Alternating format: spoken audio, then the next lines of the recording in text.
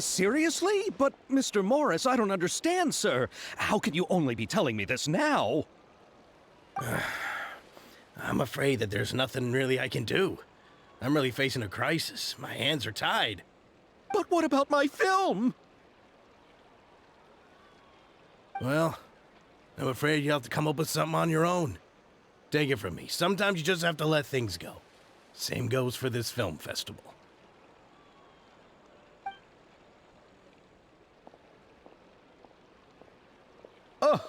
Oh. Hey, isn't that Xavier? So he's back in Fontaine now! Xavier! Oh, why, if it isn't the dear Traveler and Paimon. I really didn't expect to bump into you here at this time. Well, I was doing just fine until I received some terrible news just now. The investor I was working with for my upcoming film has fallen upon some hard times and is no longer able to provide the promised amount of funds. Can't you just find a different investor? Unfortunately, that's not how it works. We had signed an agreement specific to the Fontanalia Film Festival, stipulating that I cannot work with any other investors until the festival is finished.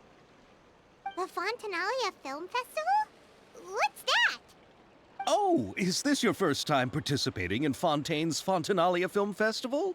Then allow me to fill you in. The Fontanalia Festival was established to commemorate the legendary Loch Knights, who went on a quest to search for the Oceanids, and eventually welcomed the Hydro Arconageria. The holiday is deeply connected to the founding of Fontaine, as well as its unique laws and trials. It's one of the most important festivals for this nation. But what's with that weird expression on your face? It's like you're trying really hard to remember something. I was just trying to recall the exact description from the books, in order to avoid any unnecessary arguments over semantics. I usually try to recite things straight from the source. Well, either way, Paimon thinks she gets it now. It's just like the Windbloom Festival in Mondstadt, and the Lantern Rite in Lille. Yes, those are festivals of a similar variety. Who doesn't like a good festival? And just like those of other nations, Fontaine will hold a plethora of events around this time each year. To commemorate the Loch Knights, people will imitate them by putting on special costumes, raising golden cups, and going door to door asking for pure water. But a few years ago, Lady Farina started to find the whole idea a little drab, and so decided to change the part about pure water to sweets. That really doesn't surprise Paimon at all. The whole thing seems more akin to a carnival now, and it's quite popular among the kids. Every year you can hear a bunch of them saying, "Trial or treat." Oh, that sounds pretty fun. But how does that connect back to the film festival you mentioned? Ah, yes, it appears I've strayed off topic. I just got too excited after seeing you. Let me get back to the point. The Fontanalia Film Festival is an event proposed by the Fontaine Film Association this year. Now that film technology has matured as a medium, it's the perfect time to introduce more people to the art form. During this time, people may submit films to be evaluated, and the entry with the highest score will be given the Farina Award by the association. The what award? The Farina Award. You know, after the Hydro Archon. They coined it while Lady Farina was still in power, but even though things have changed, no one has made any motion to update the name. Perhaps everyone still thinks of it as a pretty appropriate name. Even though she isn't the Hydro Archon any longer, Lady Farina is still Fontaine's superstar. Anyone with eyes can see the way she shines on the stage. Huh. Alright, guess the name Oh, but who would have guessed there'd be an issue with the funding? How will I ever explain this to Miss Chiori? Not to say all the other actors who traveled all the way here from Inazuma. Chiori? Sounds familiar. Where have we heard that name before? Yes, that's her. I asked her to oversee the event's art direction, including the design of the actors' costumes and appearances. Oh, Paimon remembers now! Navia said that her clothes were designed by Chiori, and Kirara's outfit too! How to describe her? Well, she tends to be pretty direct and can be very forceful when it comes to dealing with people. The fashion world in Fontaine has dubbed her the Thundering Seamstress. Her remarkable designs have led many Fontainians to become very interested in Inazuma. Anyway, Chiori is acquainted with all the actors I've invited from Inazuma. Without her help, I don't think I would have been able to get such an international cast for the film. She really is a kind soul. Who are the actors from Inazuma? Do we know them? Why don't the two of you accompany me to the Aquabus station to welcome them? Judging from the time, the Aquabus should be arriving shortly. Chiori will be waiting to meet me there as well.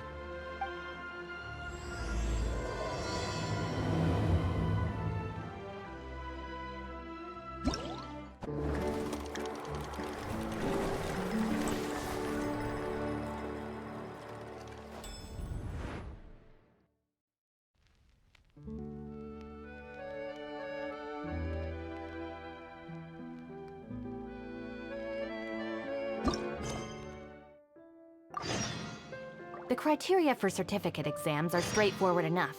What it really comes down to is whether you are willing to put in the time. If you study and practice, then it's really not all that difficult.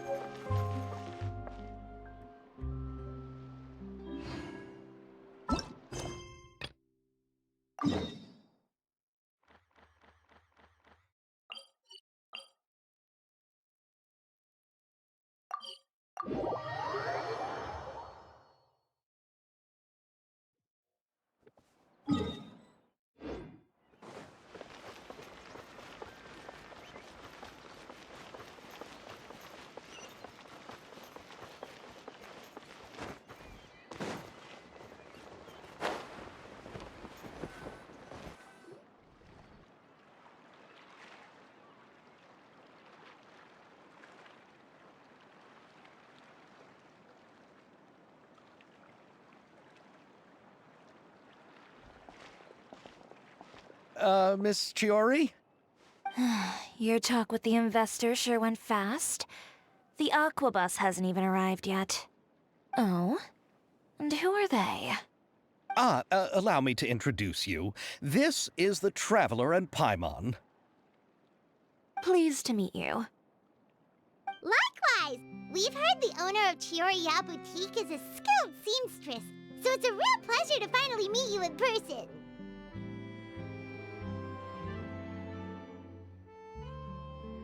Why, thank you. I strove to create an outfit that matched her high social station as the demoiselle. So tell me, what happened? I can tell the conversation didn't go quite as expected. Well, it's like this.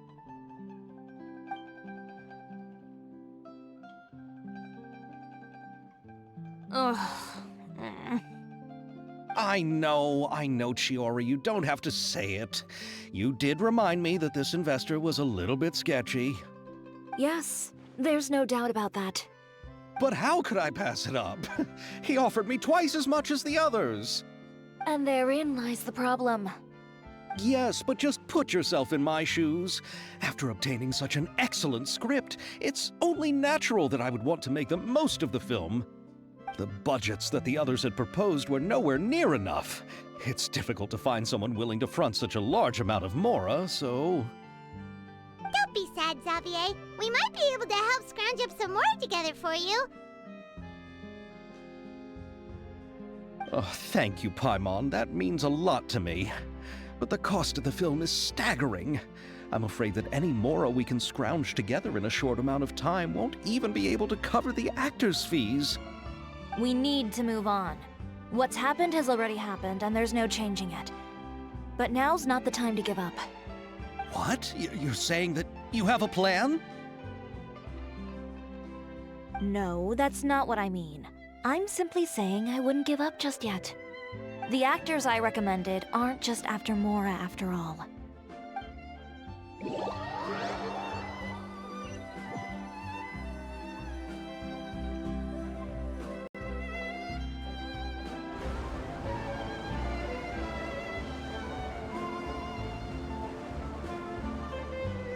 Really? Then where do you live? We Malazines live in Marcy Village. The only way to enter is from underwater. Oh, you must be pretty tired after work every day, right? I mean, you have to swim all that way just to go home. We are so thoughtful. But some Malazines choose to live in the Court of Fontaine because it's so much more convenient. This is our stop. Oh, we've arrived. But I haven't even finished chatting with Abel yet. I also enjoyed Aval's introductions to Fontaine along the way. Everything you described was so clear and detailed that we can't help but want to hear more. Thank you so much. I'm usually working here on this Aquabus, so I hope I'll have the chance to see you again. There are still many more places I'd like to introduce to you.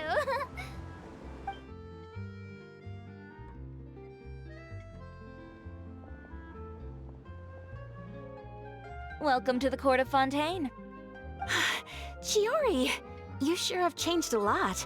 This is the first time we've seen you since you left Inazuma. I haven't realized it's been so long. I was in such a rush when I left that I didn't even get to say goodbye. Thank you for extending the invitation, Mr. Xavier. I'm looking forward to a fruitful trip here in Fontaine. It's an honor to have the head of the Kamisato clan visit us. So they are who you meant when you said you had actors coming from Inazuma? Oh? It's the Traveler and Paimon. Wow, what a coincidence! Ayaka and I were just talking about you on the way here. Are you also here for the film? We just ran into Xavier earlier and came over with him. But I'm not an actress. Sir Kamisato and Lady Ayaka are the real actors here. I'm just tagging along with Ayaka to have a good time together.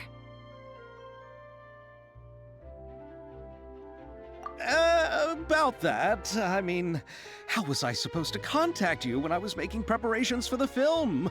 I figured you were probably busy, and I didn't want to disturb you. So I could only keep you in the back of my mind while I sought other actors to play the lead roles in the film.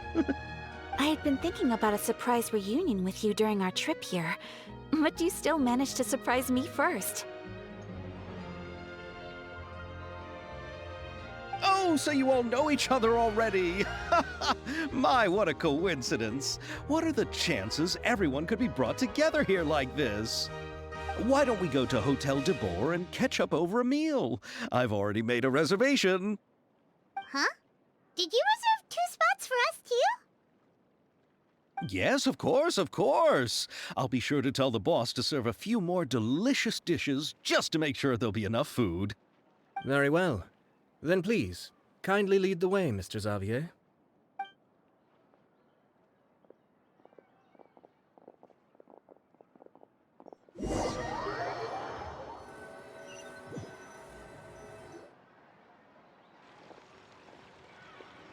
Wow, the buildings in Fontaine are so tall.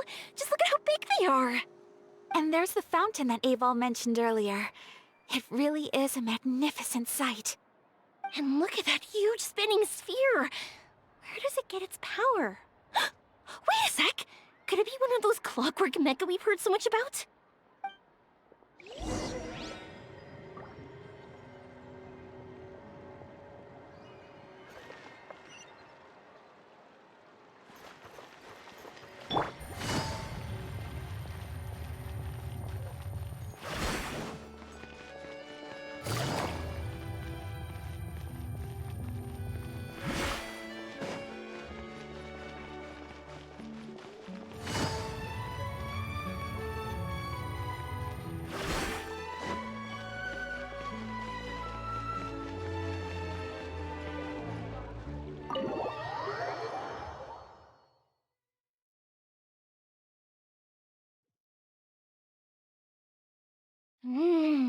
So this is what food from Fontaine is like.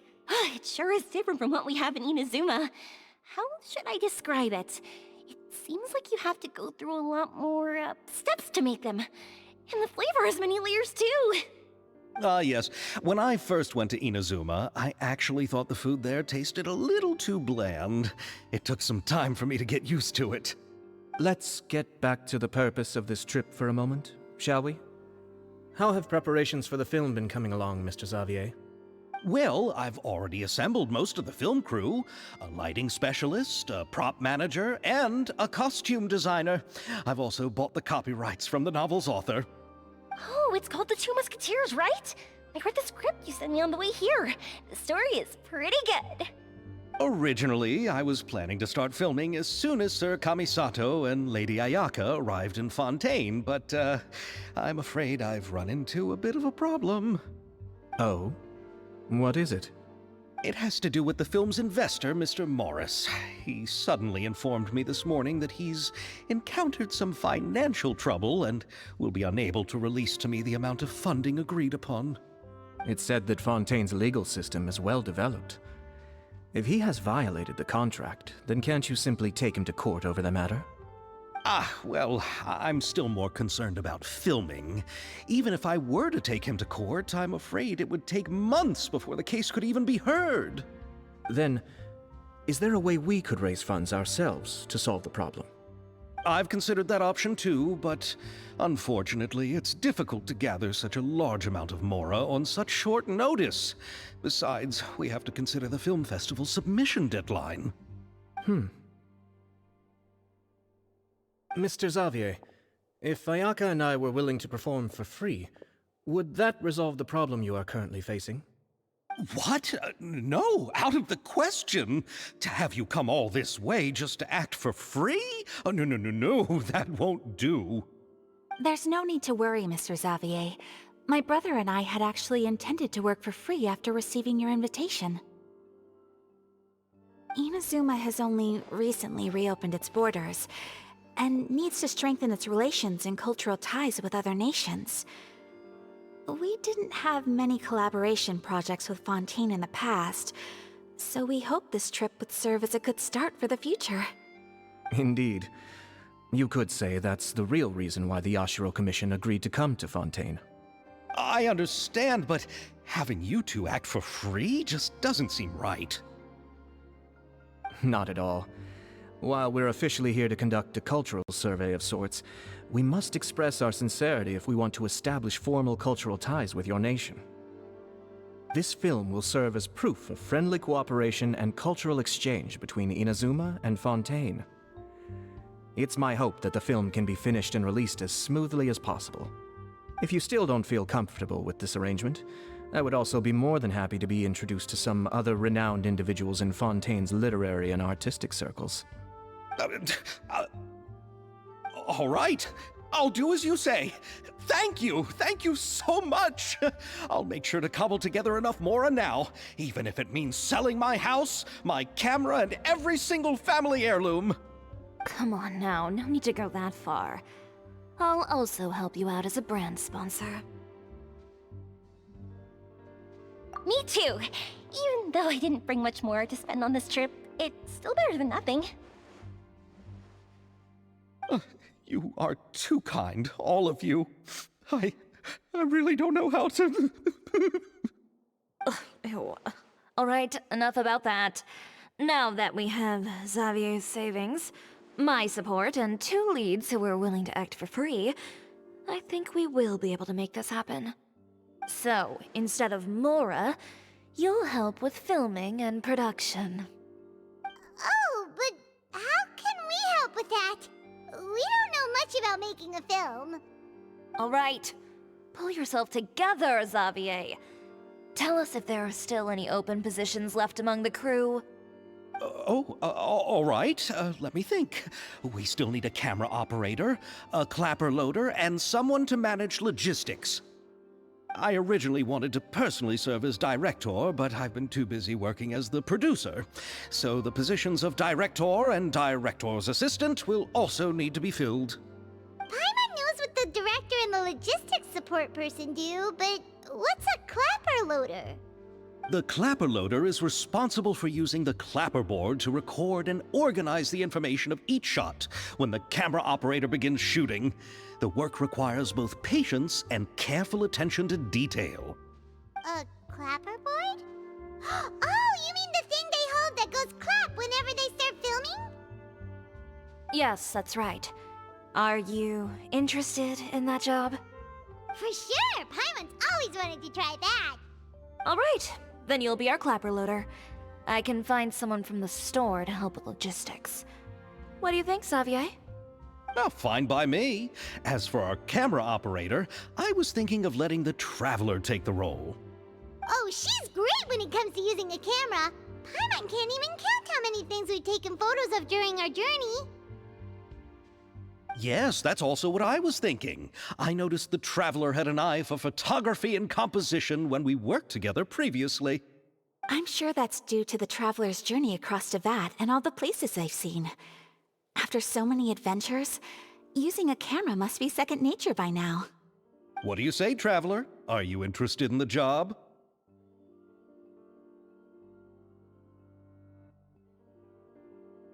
Thank you. It really means a lot to me. Come on, friend. Let me give you a big warm hug. So all that's left for us to find is a director and an assistant. Oh, me!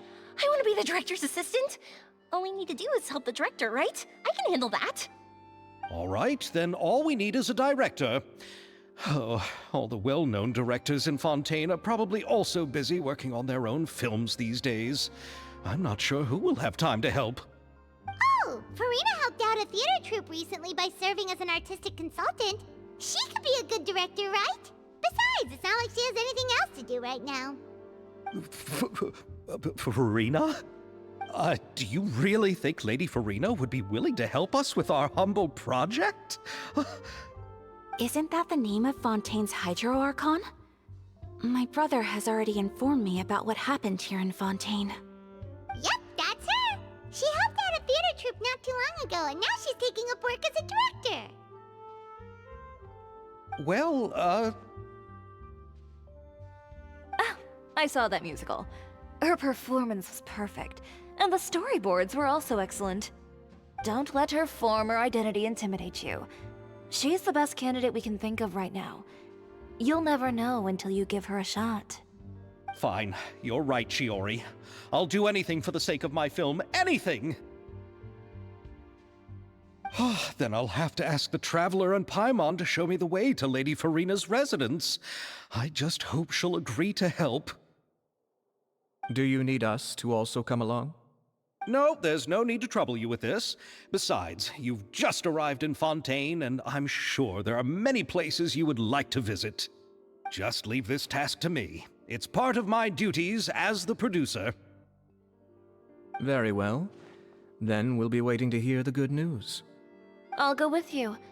By the way, you might want to consider bringing a gift. And don't worry, we won't simply drop you off at Farina's place. We know Farina pretty well by now, so having some familiar faces there should help your chances. Besides, the whole thing was our idea in the first place. All right, then I'll start making preparations. As for the gift... A gift for someone who was once seen as the Hydra Oricon. I wonder what she would like. I recall that Lady Farina once fancied a clockwork ring, so perhaps I should get another exquisite clockwork contraption for her. Huh? Can't we just bring some desserts, like the Fontinalia mousse? But wouldn't that be a little too cheap? She does like desserts, though.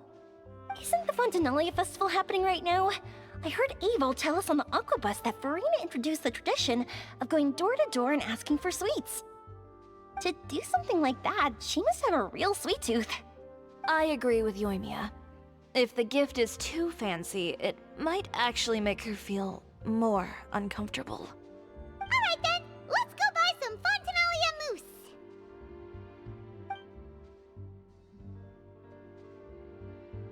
But will that really be enough? We'll be asking her to do a lot of work, you know. You're right. We need to further sweeten the deal. Huh? You want something even sweeter than Fontinalia mousse? Yes, we'll need a gift that's sweeter than any dessert in the world. But what could that be? Your words of praise.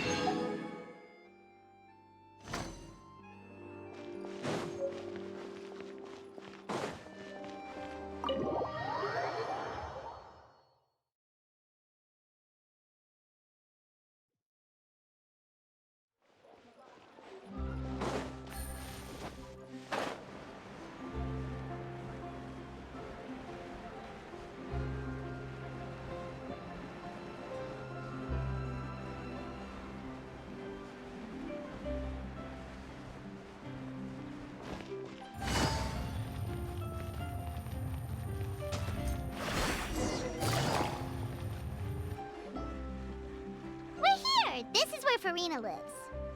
Okay, I'll go knock on the door.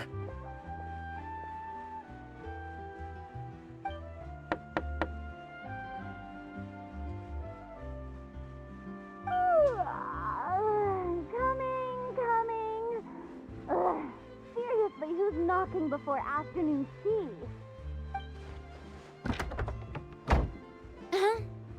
Who are you? Lady Farina, please allow me to introduce myself. I am Xavier, a film director. Hello. Oh, is that the Traveler and Paimon I see behind you? And who's this? I'm Chiori. Ah, the one from Chioria Boutique. Hello. So, what are you all doing here? Do you need something? Did you just get up, Farina? It's already past noon, you know. Huh? Paimon means the weather is so nice in the afternoon and the sun is so warm. Just like how you make us feel. Sleeping in late is a really smart idea. No. I was just up late last night reading some novels. What does sleeping in have to do with the weather? This is a small gift we've prepared for you, Lady Farina. We hope you like it. No need to be so formal. I'm just a regular person like everyone else now. Oh, is this Fontinalia mousse? It's one of my favorites. That's great! So, actually, there's something we need your help with. Given your renowned passion and understanding of drama, I would like to ask that you serve as the director of our film crew. Oh, but didn't you just say that you're a director? Yes, but for this particular project, I'm mainly working as a producer. Besides, I'm sure that your understanding of the performing arts far surpasses my own, Lady Farina. Are the Traveler and Paimon also part of the film crew? Yep, we sure are. Paimon's the clapper loader and she's the camera operator. Camera operator? That can be a pretty technical job, and it directly affects the final quality of the film. Are you really up to it?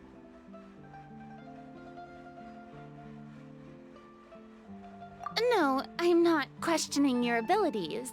It's just that I've never really seen you use a camera before. Maybe you can come up with a test for the Traveler and see for yourself. If she can satisfy you with her camera skills, then you'd have nothing to worry about and can join the team. What do you say? You sure are getting better at rolling with the situation, Paimon. Oh, I do wish to see how skilled the Traveler really is with a camera. All right, how about this? We'll work with what we have. I'll give you some scenarios and see if your work is up to my standards. Very good. It's essential for the camera operator to understand the director's vision. I'll make my decision after seeing your work. Are you ready? I have high standards, you know. Okay, grab the camera and I'll give you a scenario.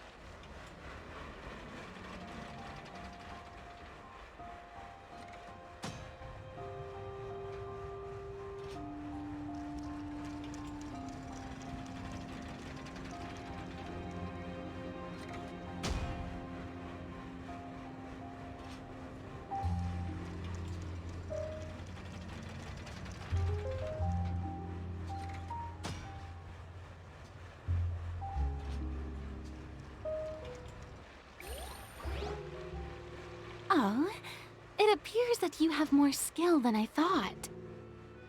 All the shots had a great composition, and I could really feel a connection to the characters and their lines. Yeah! Does that mean you agree to be our director, Farina? Did you think I would agree just like that?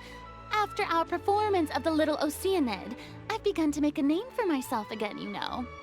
In fact, I've already had several troops approach me for the Fontanaia Film Festival. Unfortunately, the scripts were all pretty boring and didn't pique my interest.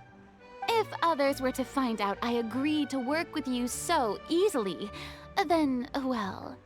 Hey, but didn't we have a deal? What else do we need to do to convince you, Farina? Well, what about the pay? Huh? You know, how much you're willing to pay me to be the director? The pay is also an important factor for me to consider, you know. Well, I can offer you this much? What? That's all? If Nervulat were to hear of this, he could charge you with underpaying your labor. I'm sorry, but our crew is in a tight financial spot at the moment. I see. Well, even though it's highly unlikely now that I'll join your crew, there's still something I'd like to ask. Exactly what film are you planning to make? Oh, our script is an adaptation of The Two Musketeers. Huh? Wait, you mean the suspense thriller novel that was a #1 bestseller? Oh, so Farina's read it too. Of course I read it. I've always had a keen interest in artistic works that strike a chord with the populace. I see. It all makes sense now.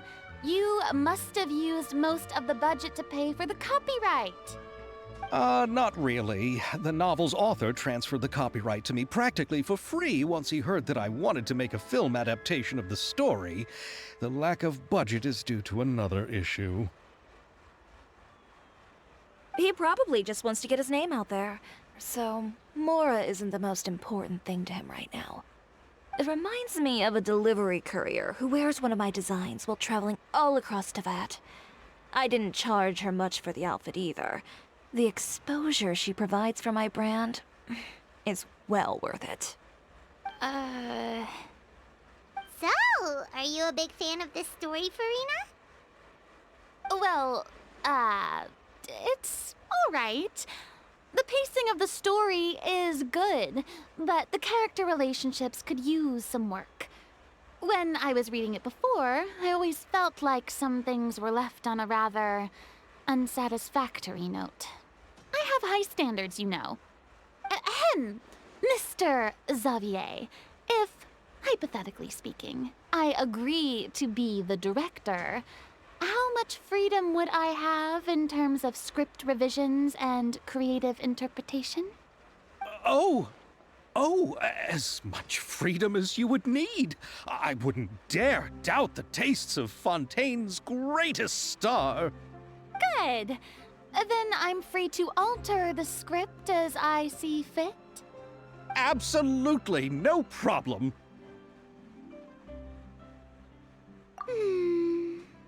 All right. It seems that your crew really can't go on without my care and direction. So, you agree? Yes, I agree. Although the pay is well below what someone of my caliber deserves. A great script calls for a great director. I mustn't let a perfectly good story be ruined due to lack of funds. If you have fine cheese and bread, you wouldn't just let it sit on the counter and get moldy just because you lack an oven, right?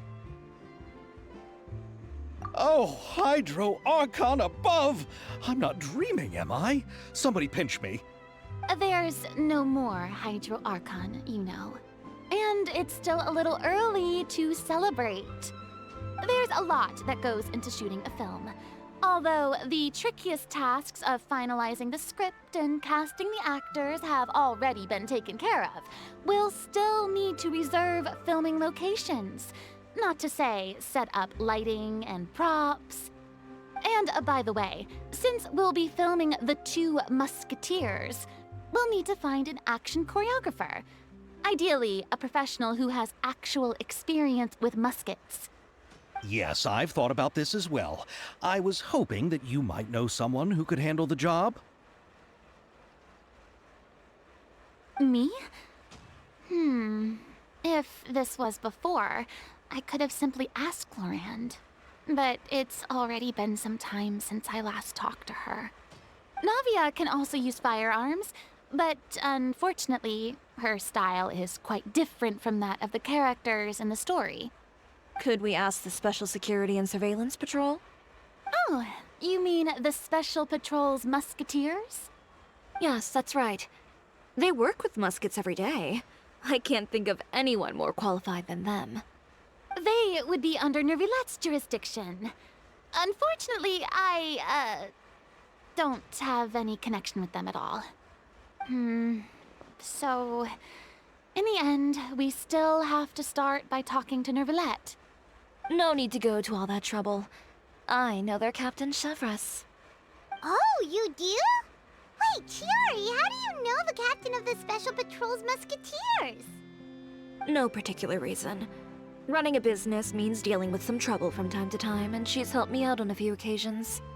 In return, I've helped her handle a few situations in which the Special Patrol couldn't get involved directly. So, we've gotten to know each other over time.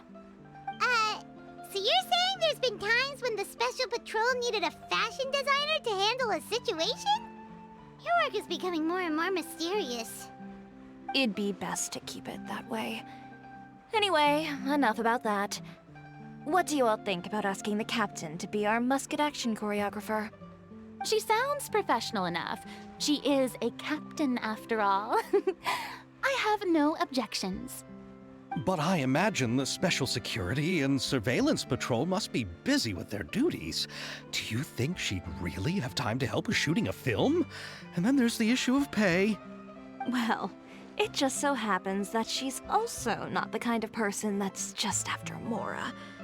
As for whether she has time, I'll have to go and ask her first. Then I'll leave that to you. Macaroni's on sale today, so I've got to go. You can just tell me how things went when we discuss tomorrow's plan later. No problem. Having Farina join feels like a big boost to our team. Of course. Just wait until the day of our premiere. You'll witness the true power of my name in these lands. You'll be so glad I agreed to help. I can guarantee that even the standing tickets will be sold out. I'll be sure to ask some people I know to see if they'd be willing to act as extras. Seems like you're finally getting more comfortable with your own reputation now. I didn't ask for the Clapper Loader's commentary, Paimon. Then let's get going. I happen to know where Chevres is today. By the way, I'm curious. If my pay is so low, then what about our two lead actors? Didn't they travel here all the way from Inazuma?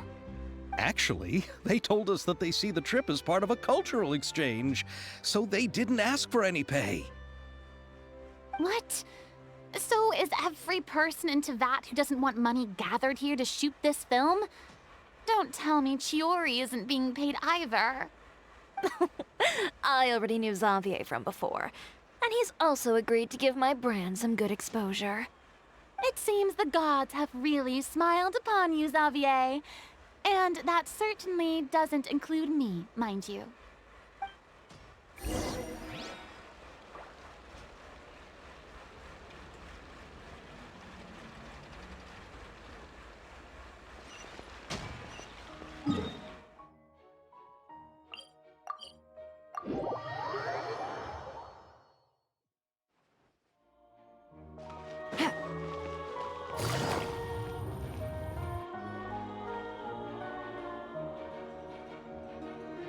All right, this is the place. But where's the captain? There's hardly anyone around here. She's over there. The one with an eye patch reading in front of the newsstand. Oh, her! Paima could tell there was something different about her. She seems kinda intimidating. Please wait here for a moment. I'll go fetch her. She's working now, so you might not want to get in her way. Working? But isn't she just standing there and reading a novel? Just trust me. Oh, alright, let's see what happens then. Chiori sure is a mysterious person. She claims just to be a fashion designer, but she knows all these powerful people. The court of Fontaine isn't particularly tolerant of visitors from overseas, so it isn't easy for a foreigner to promote their brand here. Even more so in the competitive world of fashion. Even a local like me just trying to make a film has to face all kinds of challenges. So I can only imagine what Chiori has been through to get where she is today. I'm sure that having more connections has definitely worked in her favor. Reading on the job? Detective novel. One main character? No. Multiple. Branching storylines. I see. How's the plot coming along? One of the main characters is about to make a choice that will affect the rest of his life. I'd wager he's going to make the wrong choice. Any way to speed things up? There's something I need your help with. You know that doesn't depend on me. It all comes down to what the character chooses. Which is exactly why I'm here to help.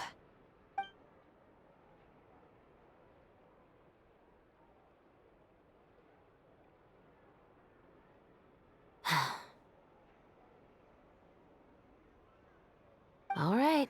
It appears he made the wrong choice in the end. Halt! Huh? What's going on? Hand over whatever you're holding. Oh, it's just a book. I didn't buy anything else. Then I'm sure you wouldn't mind letting me have a look. Excuse me, officer. I don't mind you standing around here, not purchasing anything, but I'd prefer if you didn't disturb my customers. It's bad for business, you know? Don't give me that act. You won't be able to get off so easily either. I am Chevras, captain of Fontaine's Special Security and Surveillance Patrol. I will say this one last time. Hand over whatever you're holding at once. And before you do anything unwise, let me remind you that I'll have you on the ground before you can even think about making a run for it. All right. I'll give it to you. But please let me say something first. If there's any contraband in that book, then the shopkeeper here is the one who slipped it in. I don't have anything to do with this. Why, you trying to leave me on the hook, huh? You were the one who said you wanted it. Save it for the interrogation room. Take them away, Letelier.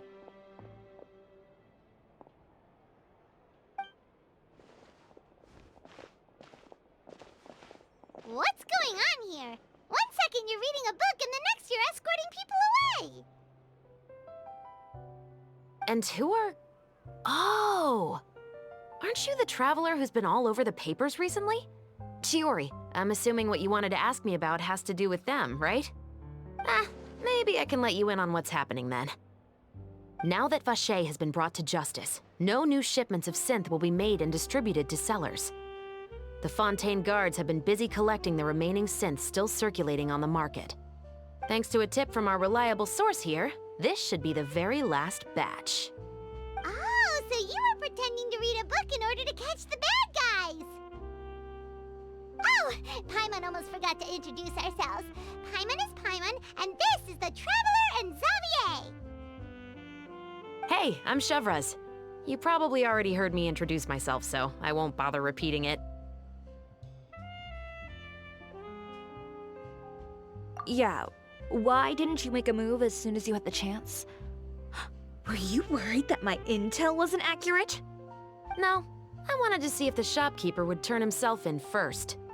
All he had to do was come up to me and say that he didn't know where the synth had come from. If he did that, then I wouldn't have had to press charges on him. He had the whole day to turn the synth over to Chevras. But instead, the moment I came up and blocked Chevras' line of sight, he took the opportunity to sell it off. Yep, he made the wrong choice. even though the right choice was right there in front of him. But you knew they wouldn't make the right choice. Yeah, I knew.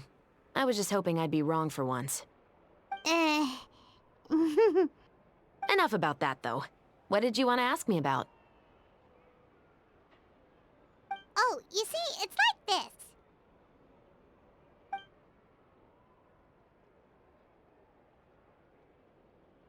The Two Musketeers. You certainly have a good eye for a story. So what do you need me to do? Just be the action choreographer for the actors? Yes, that's right. I want to make sure we get all the details right. I want the actor's posture and understanding of firearms to be as realistic as possible. However, I'm afraid this work will require a bit of your time, since you'll have to be present whenever we're filming. Also, as for the pay... No need to say any more. I'll join. Huh? Just like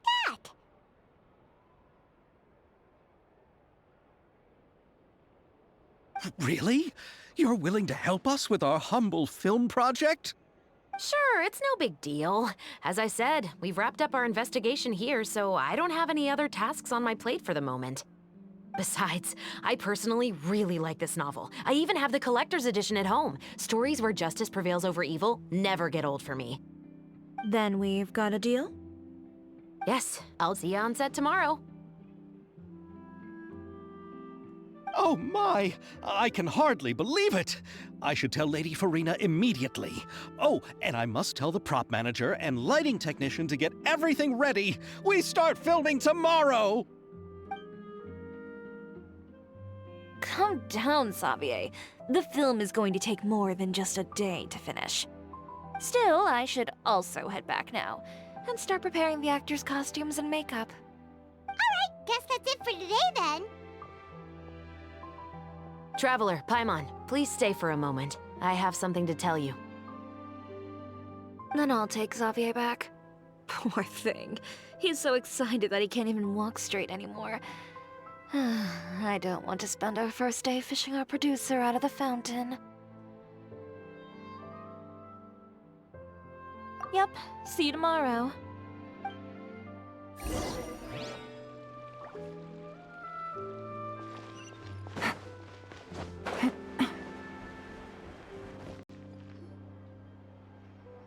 So what did you want to tell us, Chevres? Have you read The Two Musketeers? The story is about a pair of children born into the household of a baron, and their struggle to survive together and take revenge for their mother. They were raised at the baron's estate, where their mother worked as a maid. The two were illegitimate children that the baron had with the maid, so they were never treated well by anyone. One day, upon returning home, they found their mother had been murdered and left dead on the floor. It was quite evident that the culprits were the other members of the baron's household, who never had any kind words to say to them. However, the Baron was able to exert his influence and keep the whole thing under wraps. The mother's death was eventually deemed as a suicide, and there was no chance of bringing her murderers to justice. The two siblings decided to flee and someday avenge their mother. Many years later, members of the Baron's family suddenly started turning up dead one after the other, all killed by gunshot. A rainbow rose was found on each of the victims' bodies, being the flower that the kid's mother liked best. The Baron believed that the mother's soul had come to take vengeance on him, so he lived in fear each day. But it was actually those two siblings who had fled all those years ago. They relied on each other to survive and trained day and night, eventually becoming adept musketeers. They used all of their abilities to collect evidence and clues before executing their plan and exacting revenge on the Baron. Their actions let the truth behind their mother's death be known to all. That's quite an exhilarating story. Yep, the Baron got what he deserved for his evil deeds, and justice was able to prevail. It was just the kind of story I enjoy. Oh, so is that why you were so willing to join our crew, Chevres? You could say it was one of the reasons. Oh, you mean there were other reasons too? I've read the reports about you. Whether it was at the trials or when you lent your hand to resolve our nation's crisis, you've shown that you've got a strong sense of justice, as well as a great mind for deductions. Yes, you're as sharp as I expected. It seems you've experienced many similar situations before. There's been a recent murder case involving Muskets. The perpetrator's methods appear to be very similar to what is described in the novel. Huh. Really? But Paimon didn't see anything about that in today's papers. The Marechaussee Phantom hasn't yet released any information to the public because the investigation is currently at a standstill. The murderer is extremely cautious. A murder involving firearms? But not that many people use those in Fontaine, right? Impossible. We perform a routine inspection of our firearms and ammo reserves every day. If one of the weapons had been fired, it would stick out like a sore thumb. Besides, I trust the members of my platoon. However... Well, that's all I can disclose about the case today. Huh? What do you mean? I hope you all can go back and get some shut-eye. You can decide tomorrow whether or not you'd like to join the investigation with me. I'm aware this might not be the ideal time to add more to your plate, but the more capable people we have, the better the chances that justice will prevail. Carrying out investigations isn't actually supposed to be our responsibility. Our job is to apprehend the perpetrators. Finding them is really up to the Marechaussee Phantom. You could say I'm taking part in the investigation out of personal interest. I don't want people to see Muskets in a negative way, and also, I'm concerned about the similarity between the crimes and the story. You mean they might be connected somehow? I suspect so. Just to make myself clear, this is not an order, nor is it a deal of any kind. It's a request, nothing more. If you two have any interest in the case after we finish filming tomorrow and are willing to assist me, then I would be most grateful. What do you think, Traveler?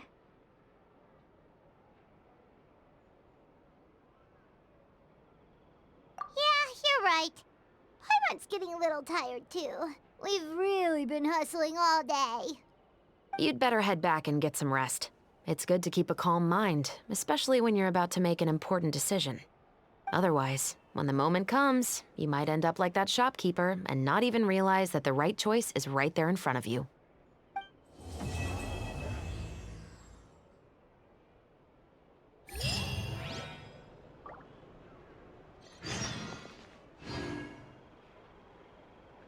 At Hotel de Boer. Let's get going! Ayaka! Yoimiya! You're already here! Good morning. Xavier said yesterday afternoon went well.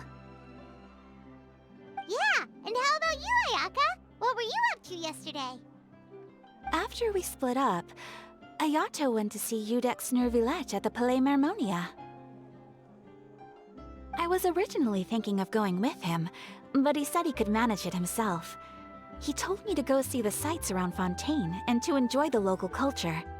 So I rode the aqua bus with Yoimiya and visited the Opera House on Aranias Island. Yeah, you wouldn't believe what we saw there! 2 mechanical puppets that were dancing together! You've already seen them, right? Yeah, those two! Amazing, aren't they? We sat and watched for quite a while. It was mesmerizing, like we could keep watching them forever. Oh, it was the same for us the first time we saw them, too! Afterwards, we went swimming at the beach! Well, diving, to be exact. It was the first time I ever breathed underwater! I held Ayaka's hand and we counted down together. 3, 2, 1, and then splash! We were beneath the waves.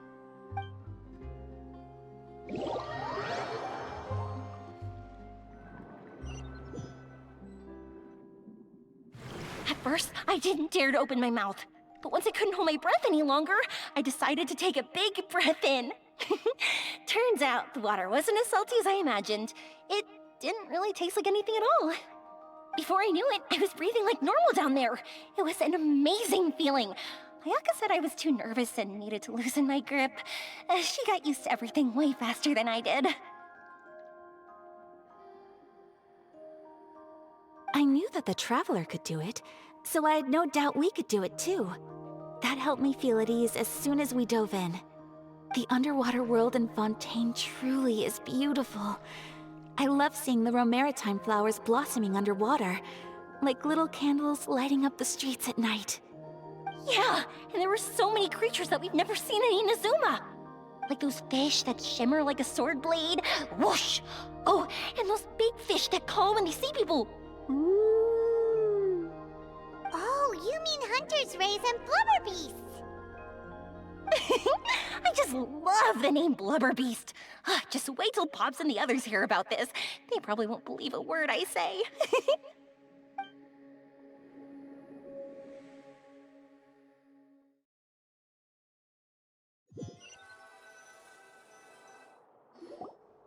Yoimiya was down there for quite a while. It was dark before we finally rode the aquabus back to the city. I figured she'd want to sleep in today. Yeah, even I was worried that I wouldn't be able to get up. I still felt like I was drifting in the waves when I went to sleep last night. But as soon as I woke up today, I remembered that we'd all be shooting a film together, and I was ready to go. Speaking of the film, where's everybody else? My brother and Xavier were speaking to the restaurant owner about using the place as a filming location. They should be here soon. As for the others, We're here. Please excuse my tardiness. I just finished the Special Patrol's 6-mile morning jog. Wait, 6 miles? I'm so tired. I heard you all chatting, so I decided to come down. I sure could use some of that endless energy everyone else has. Good morning, everyone. Morning. Can someone fetch me a cup of coffee? More milk, hold the sugar. Sure, I'd be happy to do that for you. No, you can't go anywhere. Please, have a seat over here so I can get started on your makeup. The last thing I want is coffee stains on my costumes. I can get the coffee. It's the perfect job for an assistant.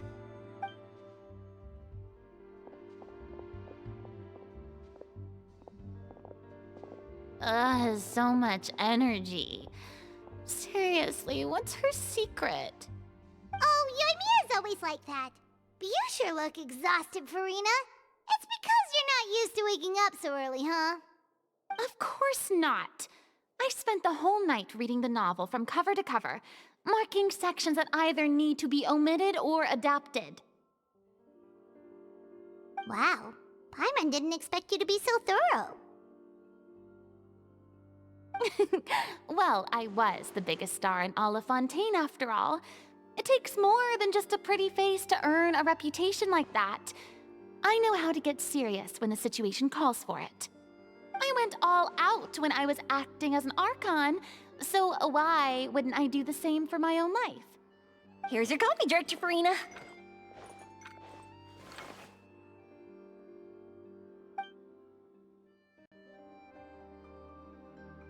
Oh, thank you. The sound of being called director and the aroma of coffee feels almost as refreshing as hearing the birds chirping in the morning. Oh, it seems everyone has managed to arrive on time. We've reached an agreement with the restaurant owner. We are free to use the second floor to shoot our film. Really? That's great! He is really looking forward to our film, and hopes that providing his restaurant as a filming location will attract more customers. Well then, Mr. Xavier, I'll leave the rest to you. Okay, thanks. First, I'd like to introduce our new members. This is our prop manager, Veronique. She'll be in charge of all the film's props and items. And this is Bonneau, our lighting technician. He'll be in charge of lighting and illumination to set up each scene's atmosphere. Wow, sure feels like we have some real professionals joining the crew now. First of all, please allow me to first express my sincerest gratitude to everyone in the crew. When my investor informed me yesterday that he wouldn't be able to provide the funds, I really thought that this was the nail in the coffin for this film. I had no idea that I'd find so many people willing to help me on such short notice. Thank you. Thank you all from the bottom of my heart. No need to be so cordial, Mr. Xavier. We're all honored to be a part of this. Your works made a profound impression on me when I saw them back in Inazuma. I am sure that someday, this film will be remembered as a prime example of cultural exchange between Fontaine and Inazuma. Yes, the story is the reason I agreed to join. I can't bear to even imagine what this film would look like without the very best director. Anyway, I would like to make a promise to everyone that as the producer of this film, I'll do whatever I can to ensure that everything goes as smoothly as possible. This is not just my film. It also embodies the thoughts and feelings of every person here, as well as the endless effort we are about to pour into it. So, without further ado, the Two Musketeers will officially begin filming now! You may take it from here, Director Farina. All right, listen up, everyone.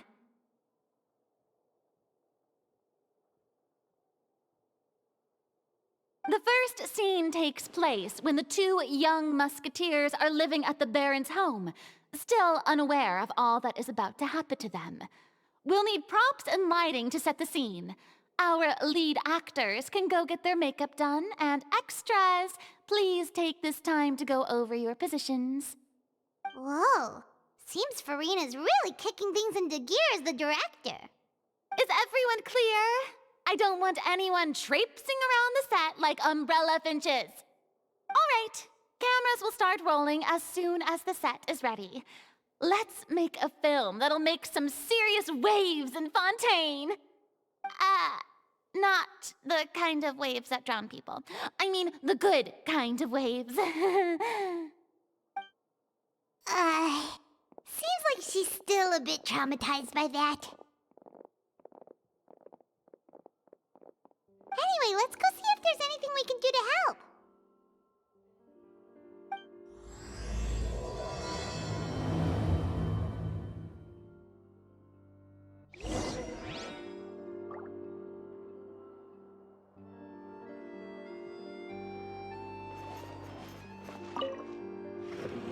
How about here? A little more to the left. You got it. Hey, Yoimiya, do you need a hand? No, I'm fine. You know, doing the lighting is kind of like designing a fireworks show. It's interesting to imagine what kind of atmosphere the lights will create. I heard that the Traveler will be operating the camera and Paimon will be the clapper loader, right? Those roles are just perfect for the two of you. Really? Is that because it'll be easy for Paimon to hold the clapperboard while flying? Well, sure, there's that, but that's not exactly what I meant. I just think that after all your journeys together, you two must have developed a super close bond and just naturally know how to work with each other. If I'm not mistaken, the director will want the cameras rolling as soon as the clapperboard goes clack. Oh, I see. It's amazing to see the magic behind filmmaking. Yoimiya, we need lights over there, too. Oh, on it! I've got to get back to work. Chat with you later. Oh, it's exciting to see so many people working together to bring the film to life.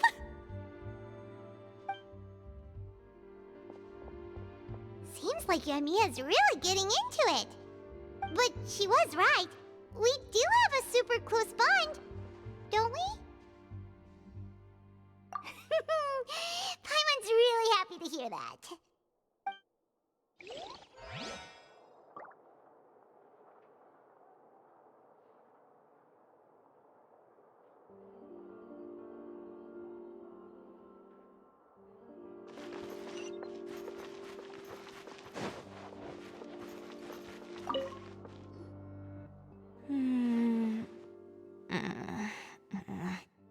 Ayaka has mentioned you to me before.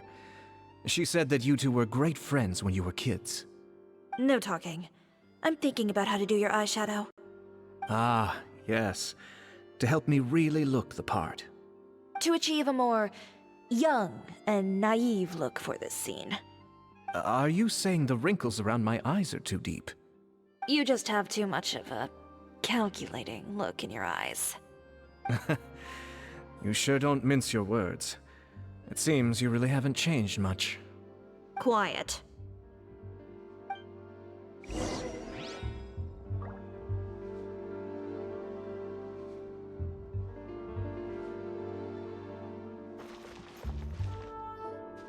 So, this is a real musket?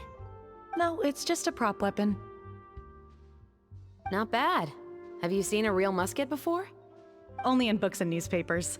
I made this one based on the relative shape and proportions I saw in reference images. When we're filming, some special gunpowder will be applied around the muzzle, which will help create the flash and smoke effects of a real gun being fired. Which means it'll be up to the actors to portray the recoil. That's right. The sound effects for gunshots will also be added in post-production. Thank you, Veronique. I think I know where to start now. However, the musket's gears and firing pin could still use some work. Adding some wear on the metallic components will make them appear more realistic. Also, be sure to rub the muskets with some oil each time before we start shooting. That'll give the impression that the firearms have been well maintained. Good point. You seem to know a lot, Miss Chevres. I assume you use these types of firearms on a regular basis? Yes, I perform routine maintenance on my weapons every day. Just like we as people need to eat and sleep, muskets need to be cleaned and maintained. I also perform similar care for my sword every day, and familiarize myself with its shape and weight, to the point where it feels like a natural extension of my body. Yes, this way, our weapons will never betray us in the heat of battle. Yes, well said. It seems we have the same philosophy on this topic. Oh, sounds like they found a common interest to talk about. Though these props differ from the muskets I use, I can still give you some pointers. Good. I look forward to your instruction. First and foremost, never point the weapon at anyone, regardless of whether it's a real or prop weapon or whether you're holding it or it's on the table. This holds for any time when you're not actively engaging an enemy. Okay, understood. When aiming the musket, extend your arm so that it's level with your shoulder, and use your eye to look down the weapon's sights. Like this? Not bad. Now, try saying your lines. This is the end of the road for you. Good. Now turn your body a little. That way, you'll give your enemy less of a target to work with. And relax your shoulders. Here, allow me to demonstrate. This is the end of the road for you. Huh. Excuse me, Miss Chiori. Director Farina, there's something I wish to discuss with you. Oh? What is it? Like this? Yes, much better. What do you think? I do see your point. But are you sure you wish to do this? I believe it would be most fitting. Well, if you insist. All right, I understand. Miss Ayaka, Miss Chevres, could the two of you please come over here? Huh? What's going on? Are we gonna start filming now? Let's go see. What is it? I have a question for you, Miss Chevres. Would you be willing to play the role of a musketeer? What? To clarify, I would like to turn over my role to Miss Chevres. But brother... Don't worry, Ayaka. I actually view this as a good thing. I was becoming troubled trying to set aside some time to speak to the staff at the Palais Mermonia. I would like to have some conversations about the cultural exchange between our two countries, and I've heard that the bureaucratic process here can get rather complicated. Now, I will be able to focus on my work. Besides, you also know that I'm not really one for public performances. Are you really sure? From a director's point of view, I also felt like the relationship between the two musketeers in the original story could be improved. The older brother in the story plays the lead role with his overbearing character, but this causes his character to overshadow that of his sister, and the theme of the two supporting and relying on each other isn't conveyed very well. But if we were to change the siblings to two sisters of a similar age, then that aspect of the story might come through more clearly. Also, I've seen you instructing Ayaka. That cold and dignified personality is exactly what we need for the older musketeer. Of course, even with all these insights, the decision should still be made by Miss Chevreuse. Chevreuse mentioned that she really likes the story, right? Paimon bets that she'll take the role. All right, I'll take the role. Good. It's decided then. I'll get started on making edits to the script. We'll also need to make some immediate adjustments to the lighting, props, and costumes. I have a feeling that our adaptation will be even better than the original story. You're doing a great favor for me, Miss Chevreuse. You have my gratitude. Don't mention it. I like this character, so if anything, I should be the one thanking you. Well, since my brother is the one who brought up the idea, I suppose there's no need to worry. Let's go, Miss Chevreuse. I look forward to working with you. Please, just call me Chevreuse.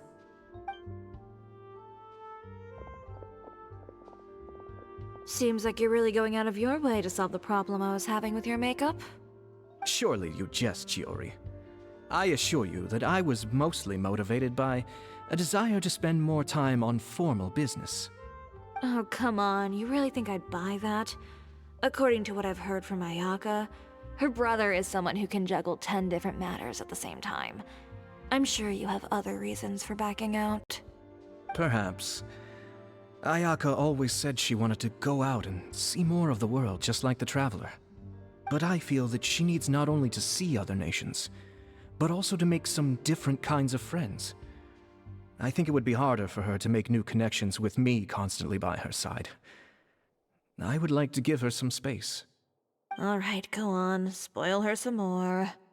Ayato! It's too bad you're stepping down from the role. Paimon really wanted to see you act as a musketeer.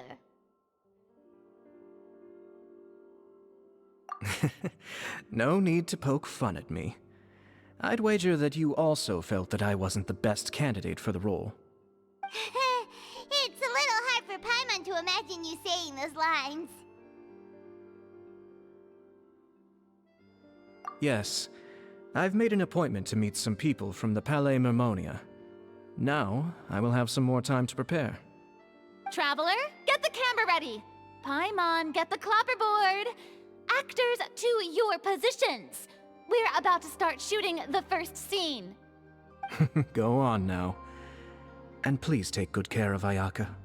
Yep, don't worry. Thank you. I look forward to seeing the film when it's finished. All right. Now that we're all here, let me help set the scene for everyone.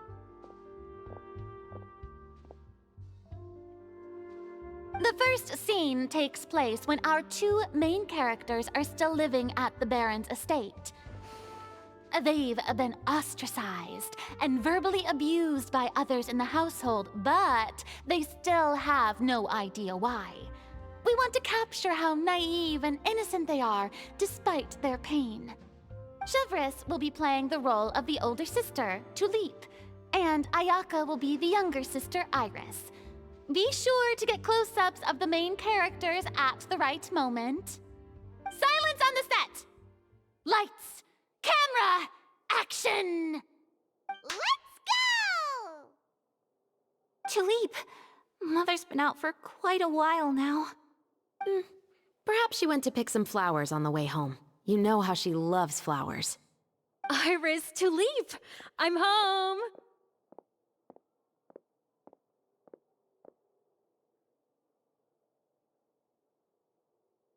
Mother! You were out for so long, we were beginning to worry about you.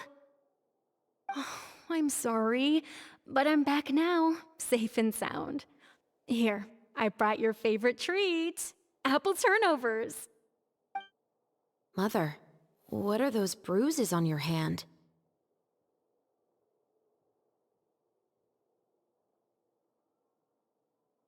Huh? What bruises? Oh, I must have bumped into something while I was working yesterday. But I didn't notice them this morning. Then perhaps they're from when I accidentally tripped when I was out just now. By the way, did you have fun playing at home? What's the matter, Iris? Well, we've realized that no one really wants to play with us. They even took Iris's doll and spat at us. And they even called us names. They said we were... Shh. It's all right. Don't worry. Girls, listen to me.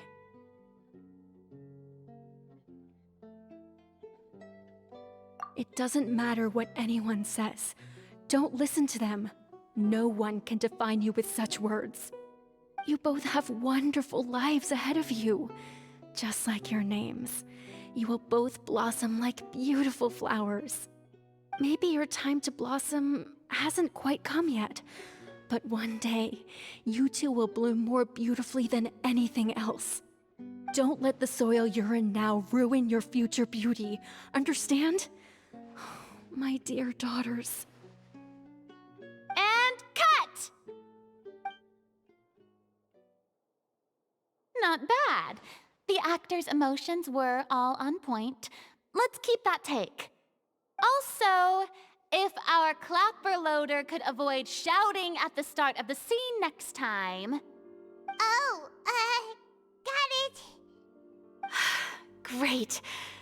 I was a little worried that my nerves would get the better of me. What about you, Chevros? I felt fine. The lines weren't too difficult at all. Seems like Farina must have adapted the role nicely. You two were great. I couldn't tell it was your first time acting in a film. You should have more confidence. Thank you for your encouragement. Positions, everyone! We'll move on to the next scene after we try a few more camera angles.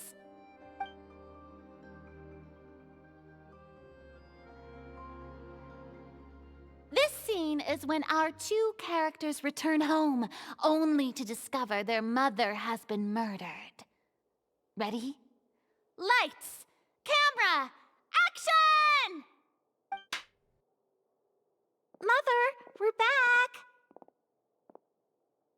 Mother?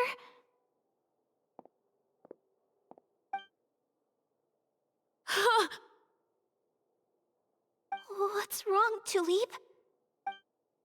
Iris, stay away! Huh? Why?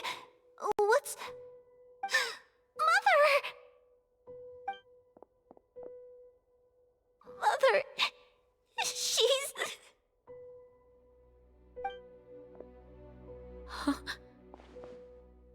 There's poison in this cup. Huh? I could have sworn I've seen this kind of cup before. Those aristocrats. They didn't even try to cover up their actions.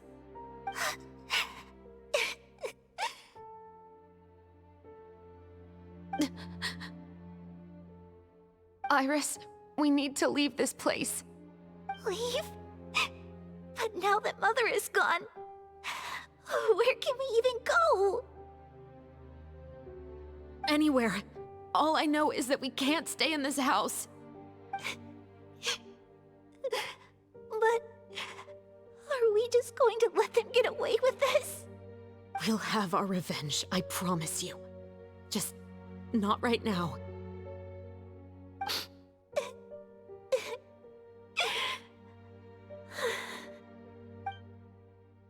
Come on, let's go.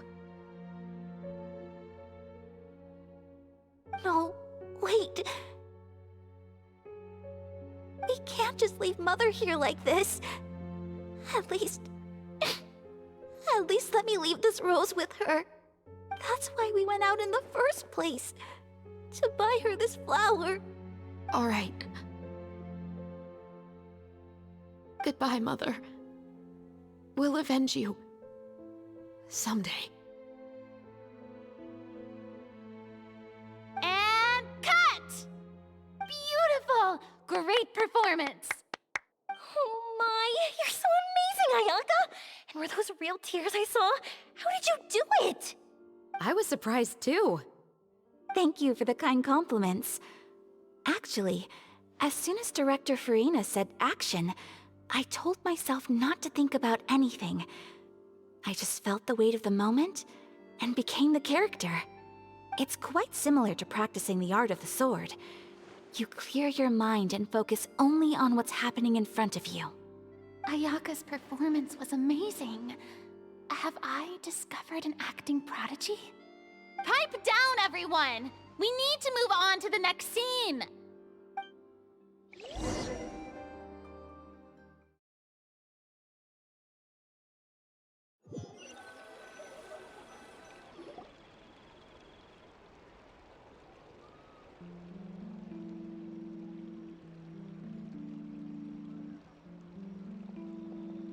Huh? Are we done already? But Paimon wants to keep playing with the clapperboard. How do you feel, Traveler? Is your arm sore from holding the camera all day? Good work, you two. You too, Shivers. You were quite the actress today. I've read this novel many times before. I have a good grasp of my character's mindset. Anyway, do you remember my request from yesterday? Oh, right! We were having so much fun that Paimon nearly forgot! You have a case where the murders seem really similar to the cases in the novel, right? So, how are they similar exactly? In the story, the main characters grow up to become two musketeers, always using their guns to carry out their revenge. And on each of the victims, they place a rainbow rose as a signal that they've returned. Yes, that's correct. We found rainbow roses just like in the novel. Seems like you're connecting the dots now. Oh, that does sound pretty concerning. Especially after seeing the script today. Oh, now Paimon can't stop wondering what kind of ulterior motive the murderer might have. What do you think, Traveler? You're smart. Paimon wants to hear your thoughts. Good. On behalf of Fontaine's Special Security and Surveillance Patrol, thank you for your dedication to justice. There's no time to lose. We should start investigating right away. Follow me. Huh? Right now? But we just got done filming all day. Paimon's so tired. The most valuable intel always comes after nightfall. They are like small, remote islands in the middle of the sea. If you don't stay vigilant, you will pass right by them in the fog. That's how one of my favorite books always puts it, at least. So, where are we going right now? Let's start by checking out some workshops that sell mechanical components. If the culprit is making their own weapons, it's very likely that they'll visit those sort of places.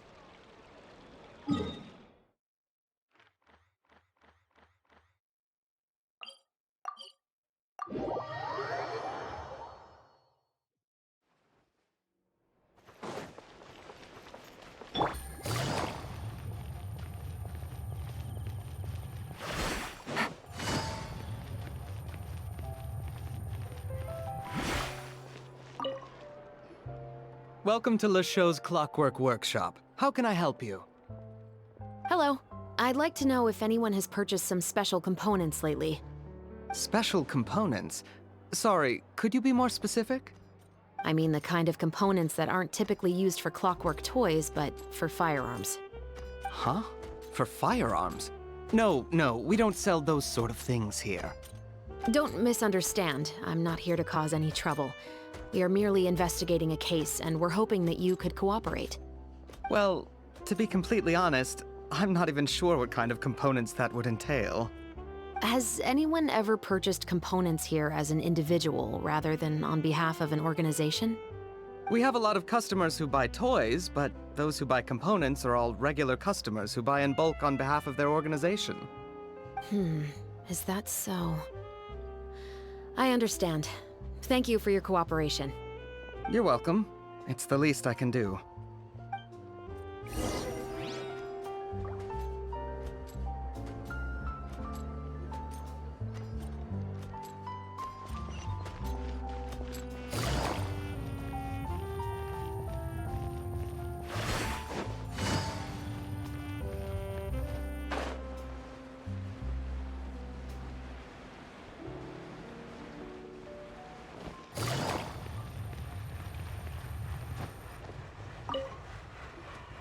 Oh, hey, Chevris.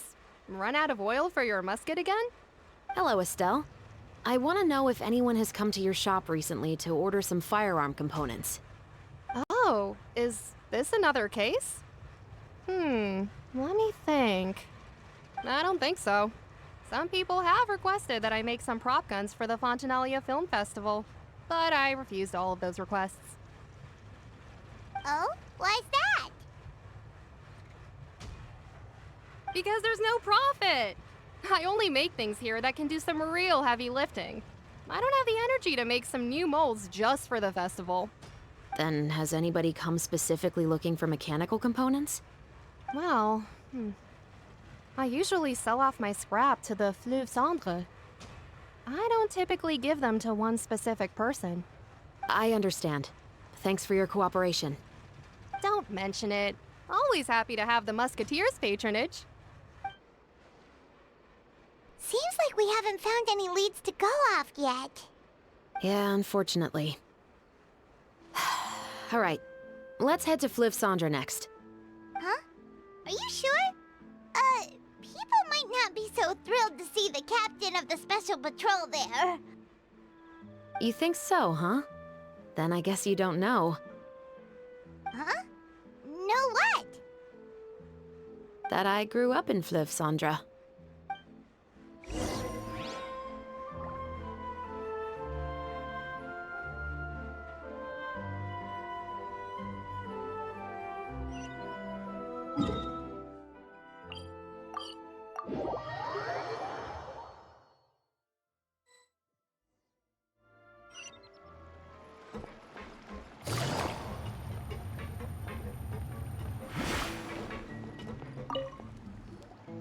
Hello, I'd like to ask some questions. I don't know anything. Don't worry, I'm not here to arrest anybody. You say that now. It's the truth. Here, take this as my guarantee. Wait, did Paimon just see what she thinks she saw? Is the captain of the special patrol bribing a citizen?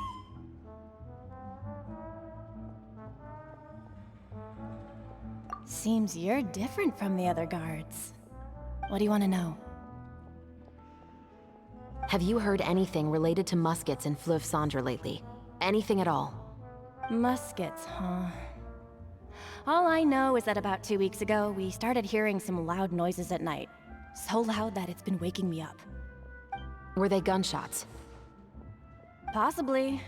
It's hard to tell around here. Someone's house collapsing, a pipe exploding somewhere, it's all the same. But the noises I'm talking about definitely happened after I fell asleep. Do you know where the noises were coming from? I don't remember clearly. Is it that you don't remember, or that you need to think about it some more? You tell me. Then please, think about it some more. She's giving her even more Mora!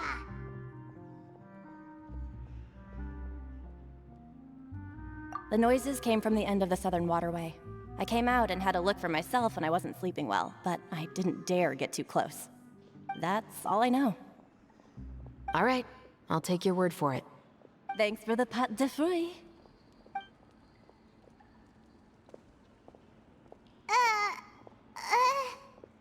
No need to be surprised.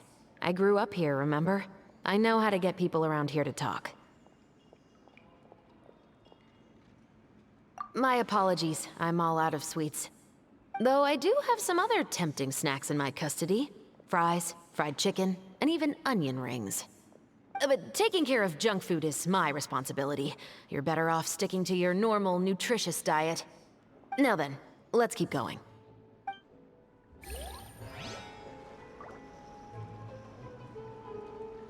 are most certainly correct, my dear Lily.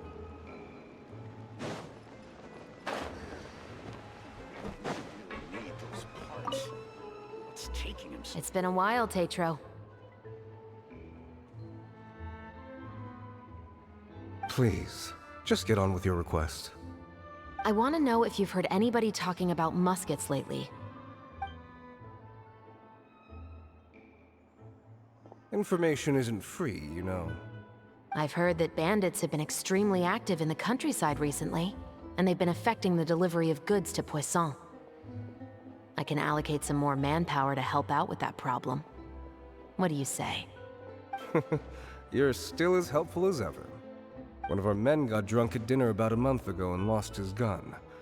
3 days later, it turned up in the corner here. What's weird about that? He just forgot where he put it, right? This is Fleuve Cendre, my friend. Anything of value left in the tavern won't ever make it to the next day. But that gun turned out to be an exception. It didn't get any new wear and tear on it, and didn't even appear to have been fired. We were quite mystified as to what could have happened. I suspect it came back because the weapon was already known to the guards. You mean, a criminal was afraid the Marechaussee Phantom would use the shot marks to track them down? Maybe. But if that's the case, the culprit really took great care to avoid getting caught. I didn't say anything about a criminal. In Fleuve Cendre, knowing who was killed is as easy as knowing what clothes you're wearing today. It's the guy living in the East Side, isn't it? I've never liked him. Every time he's here, he just orders a drink and sits there with a nasty look in his eyes. So, who was the one who lost the gun in the first place? Don't bother. Even if you ask, he wouldn't admit to owning a gun to some strangers. Not to mention the captain of the Special Security and Surveillance Patrol. He's right. I know you grew up here, Chevres. Even though you're on good terms with the Spina, you've still been gone too long. Not many people know you here now, and a lot of people don't like the Special Patrol. I know. So take my advice and don't show your face too much around here. It's for your own safety. I'll come and go as I please, and I'm afraid I'll be appearing more often due to my work. All right. Don't say I didn't warn you.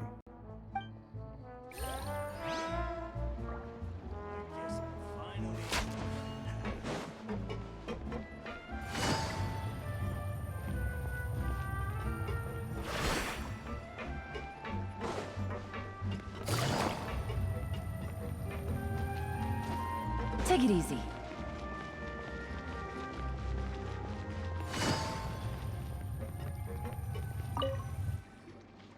What's all this? Some broken planks and barrels, as well as some liquor bottles? Yes, but have a closer look, Paimon. Even though somebody has purposefully tried to clean them up, these are obviously marks from musket bullets. In other words, someone was here trying to improve their shot. They were using the barrels and bottles for target practice. Could it have been the killer? Your guess is as good as mine. Although many people at Fleuve Cendre own guns, few hide the fact from others. And even fewer would go to such lengths to hide markings from practice shots. Anyway, let's go. There might be more to this.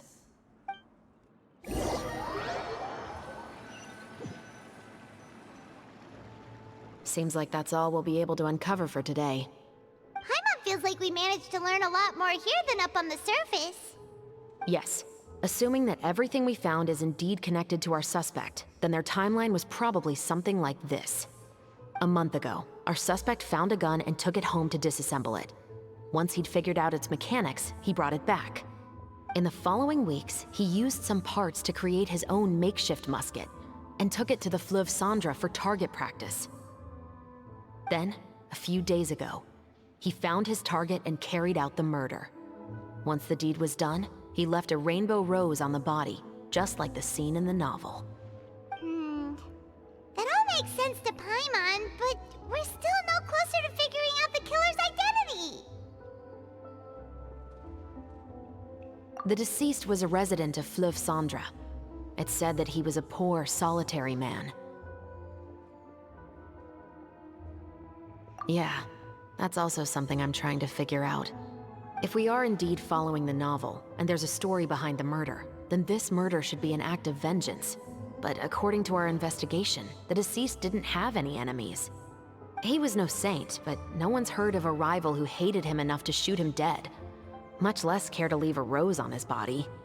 What message is the killer trying to convey, and to whom exactly?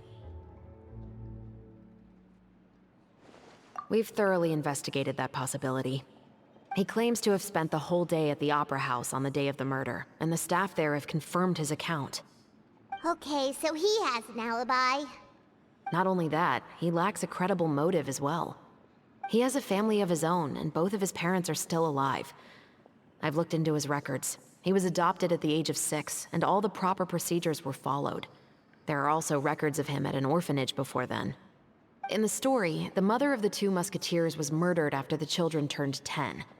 Of course, he could have changed the children's ages, but I don't want to assume anything without evidence. More importantly, I've also had a chat with him in person. He didn't seem like the kind of person who would pull the trigger to kill a man. Then, what should we do now? We have all this new information, but it doesn't help us move forward. Investigations take time. I didn't expect us to catch the culprit in just a single day. How about this? Let's spend the next few days filming with the crew. We can continue the investigation once we're done with the film. I'm sure that given time, new leads will present themselves.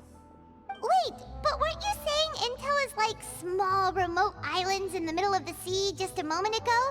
Wouldn't you just miss them if you were to stop looking? Ah, but the book had more than one reference to the islands, Paimon.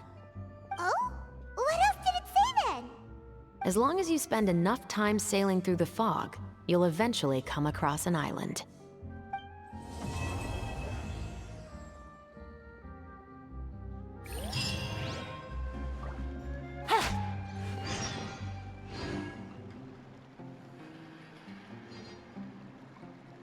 Jam-packed for the next couple of days, too.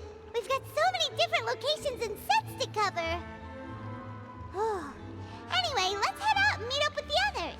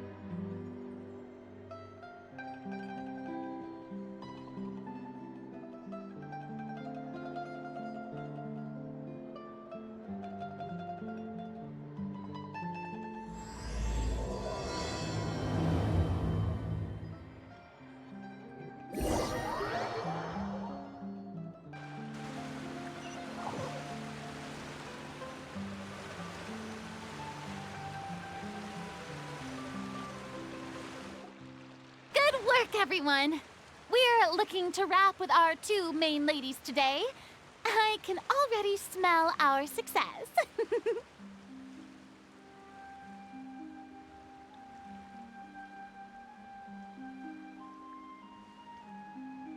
What do you mean, looking to wrap?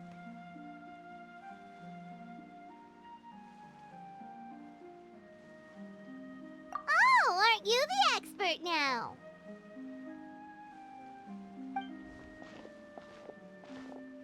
This upcoming scene is the 2 musketeers' final confrontation with the Baron. There will be quite a bit of action, but no choreography beyond what we've already rehearsed. Anyway, get ready. Lights, camera, action! The view is beautiful tonight. It reminds me of that fateful night 10 years ago. And now that I've said it, I can even make out the faint fragrance of herbal tea in the air. Enough, villain! It's time that you pay for the death of our mother! My dear Iris, have you forgotten your manners? How can you speak like this to your own father? I'd sooner swallow all of my teeth than call you father. What did I expect? Seems the daughters have turned out to be just as obstinate as their foolish mother. In this world, Mora and status is everything. She thought she could blackmail me using her children and force me to grant her recognition and concessions? Ah, how naive can a woman be? Mother never asked a single thing of you. All she wished was for us to live a peaceful life, just like the others. It was you who personally brewed the poison of prejudice and sent Mother to her death. Compared to that deadly poison, the 2 bullets that will soon pierce through your heart will be like sweet mercy. And that's exactly why I said you're just as naive as her. Did you really think 2 muskets would be enough to defeat me? So let's see. What is stronger? Mora and power, or the 2 muskets in your hands? Get them! Tulip! There are too many of them! It'll be okay. We'll cover each other, Iris. And Mother will be watching over us, too. Kamisato art! Sometsu!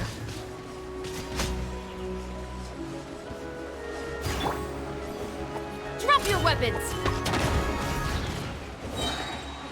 Justice will prevail! Whirling snow!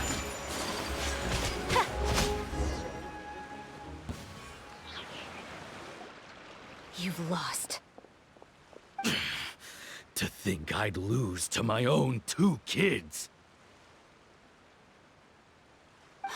We are no children of yours, and we'll never call that place our home. Then tell me, what did you do all this for? You lost your mother, and will soon kill your father as well. What will you gain in the end, other than sentences for your crimes? We will gain our long-awaited justice.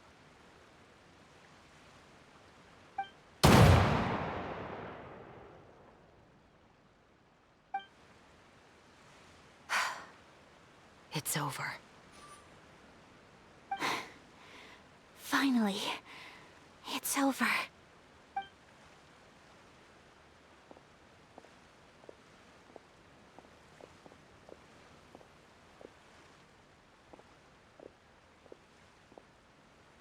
So, where will you go now, Tulip? I'm not too sure, Iris. Maybe somewhere with lots of flowers? After all, Mother always did love going where the blossoms were. What about you? I want to go visit Mother's grave. Yeah, that's not a bad idea. Huh? Tulip, look! What is it? It's Mother's favorite. The rainbow rose. Look, it's blooming again.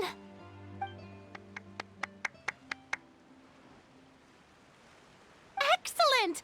That was beyond mesmerizing. Even I didn't expect the scene to go so well. And we got it in a single take.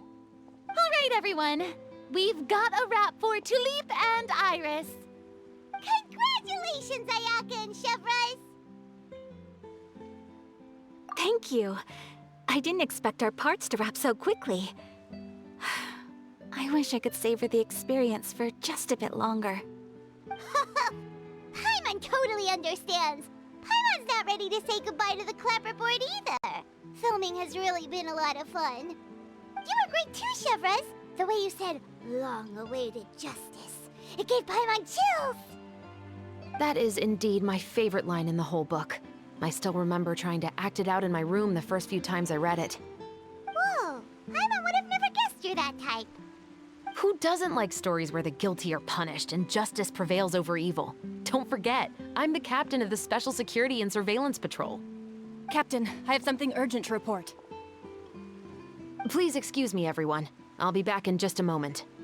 It's okay, don't worry about us.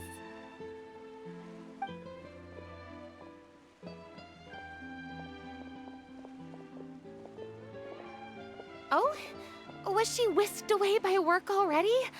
I was just about to tell her how great she did. It seemed like some urgent official business. Then perhaps we should thank the stars that we were able to wrap both of your parts so quickly today. Switching around the filming schedule would have been a real pain. Anyway, I actually came over to let everyone know that we're all done for today. You can go home and get some rest. And one last thing, Miss Ayaka. Your acting skills today were immaculate as always. Are you sure you won't consider taking up full-time acting? See, I just happen to know this great troupe that's still looking for a lead actress. Thank you for your kind words, Director Farina.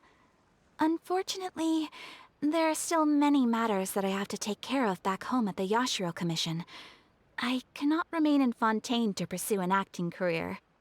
Nevertheless, I will make sure to treasure this incredible opportunity in my heart. Oh, that's a shame. But I understand. Just let me know if you ever change your mind. I believe it's also about time for me to take my leave. But hopefully I'll see you on set over the next few days. Even though my part's wrapped, I'd still like to swing by and help out the crew. See you tomorrow, Traveler and Paimon. Yep, see you tomorrow! Well, what should we do next? Maybe we'll go investigate the case some more with Shivers today. Traveler, Paimon, please come with me. Huh? Where are we going? You could say that our ship has finally chanced upon one of those small, remote islands of intel.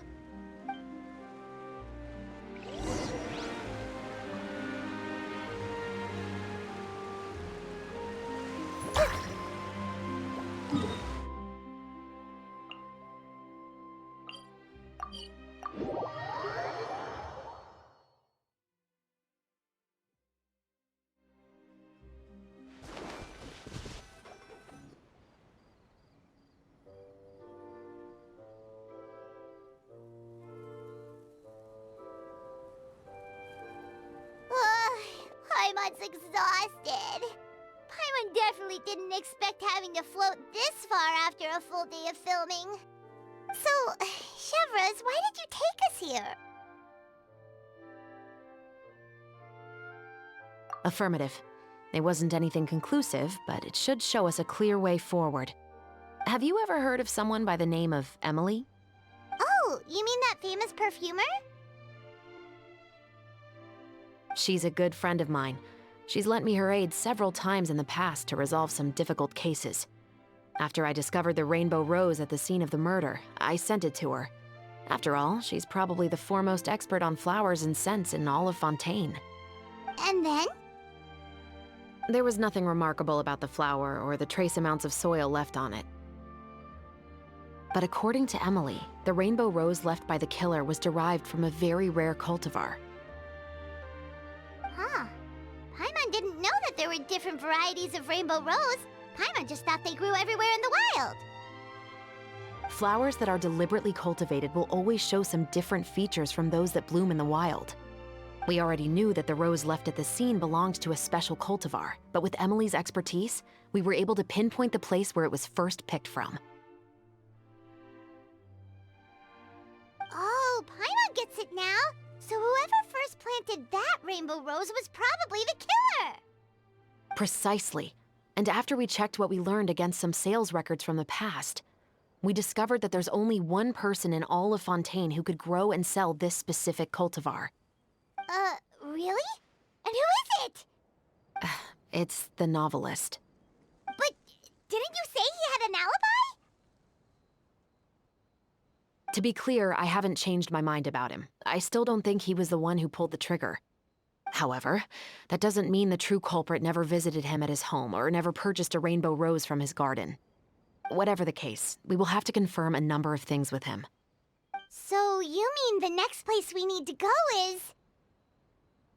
Yes, we're going to pay him a visit at his home.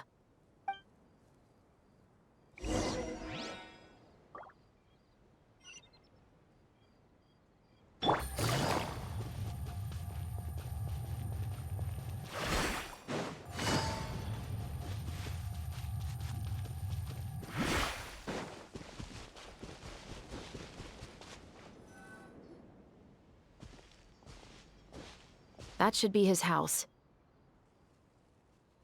There are so many Gardamex stationed around the place. That's pretty unusual, right? According to what he told me last time we spoke, he hired them so he won't be harassed or disturbed. Huh. So there are a lot of flowers in his garden, but Paimon doesn't think we'll be able to pick one without alerting the Gardamex. Right. Which is exactly why I think there has to be a special connection between him and the killer. So, should we knock? Just wait here for now. I'd like to take care of a number of those Gardamex first. But they're so far away. How are you planning to do that? Don't forget, Paimon, I'm actually the real-life captain of the Musketeers.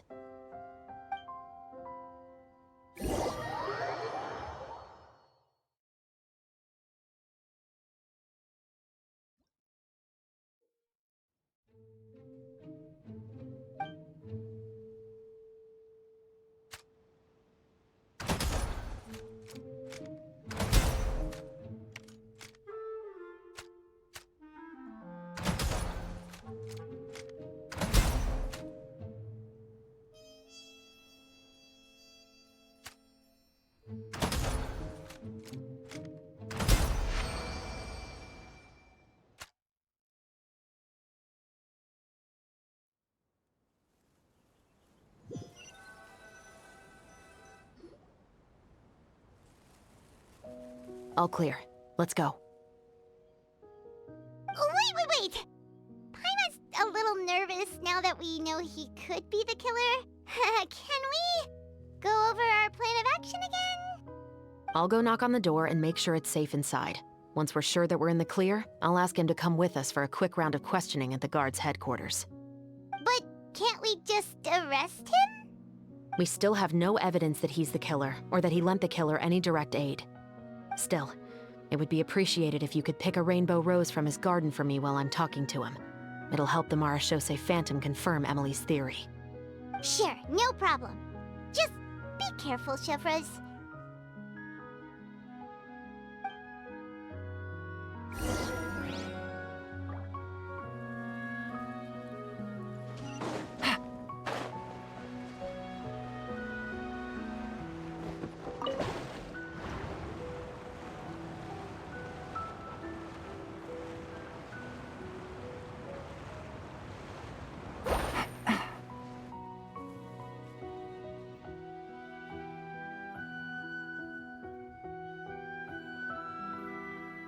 Excuse me, Mr. Baptiste, are you home? Who could it be at this hour? Oh, it's you, Officer Chevros. Would you mind accompanying me to the guard's headquarters, Mr. Baptiste? We would like to ask you some questions about a case. Oh, is it still regarding the murder case from before? I cannot confirm or deny that at this time. So it is then. Listen, I need you to come with me, Mr. Baptiste. Miss Chevros, I'll save you the trouble. Oh, and you two over there? There's no need for you to pick my flowers either. It's not time for them to bloom yet. Oh! Okay.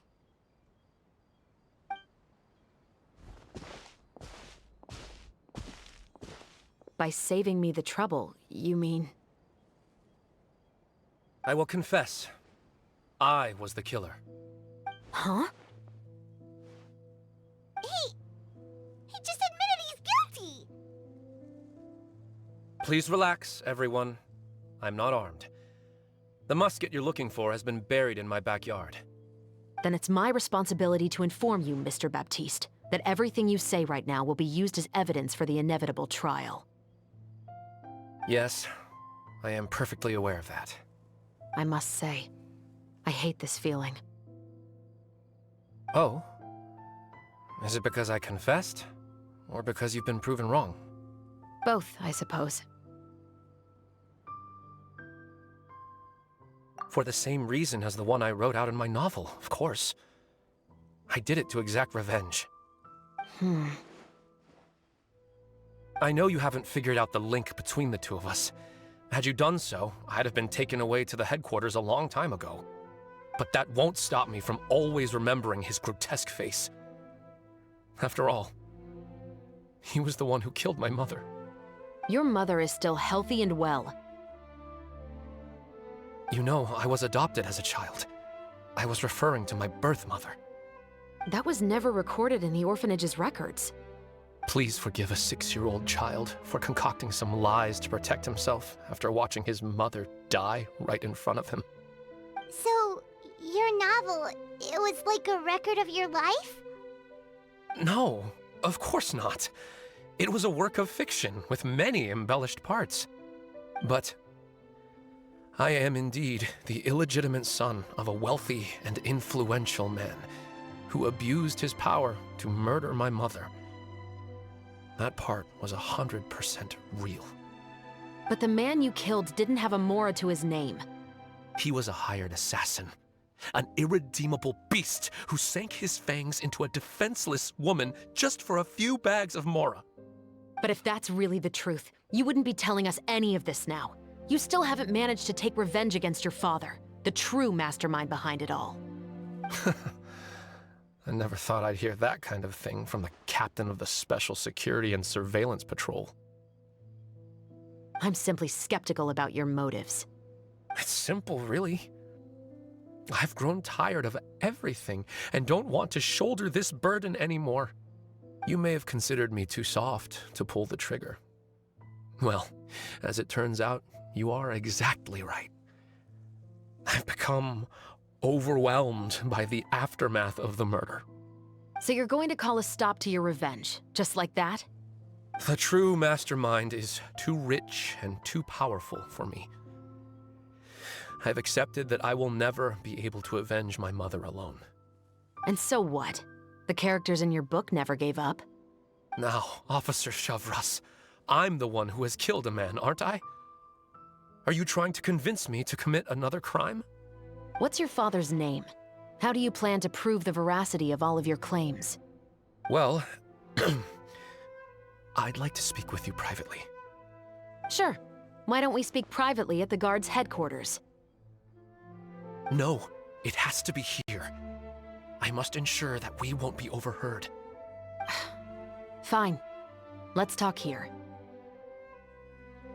When I said won't be overheard, I meant by anyone. I would like to speak with you and you alone.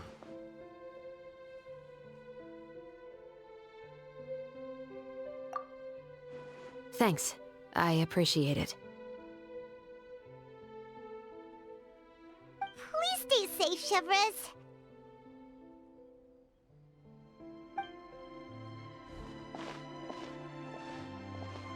All right. Let's hear it. Will you really believe what I'm about to say? Well, that depends on what you're going to tell me. Fair enough. Fair enough. Then listen closely.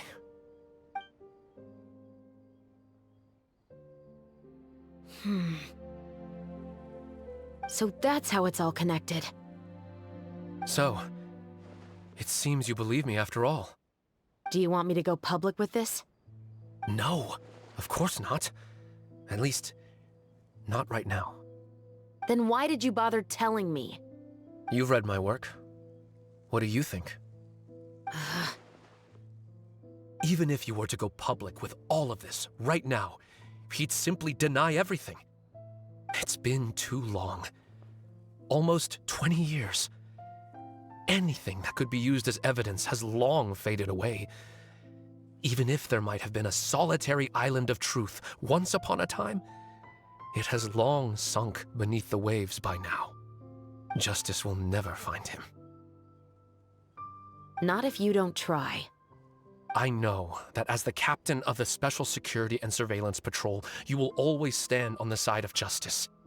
But do you really think a cushy life in prison really constitutes justice for him?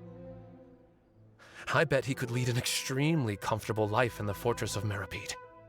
What are you trying to say? I've been observing you from a distance. Your portrayal of the musketeer was exquisite. Pull the trigger of justice against him. Let the villain get what he deserves. You want me to let you go so you may complete your revenge? No, Officer Shavras. I know that would be impossible. No. What I'd like is for you to perform the deed on my behalf. Oh, Shivra sure is taking her time. What could they be talking about anyway? Oh, Paimon's worried. What if he decided to attack her?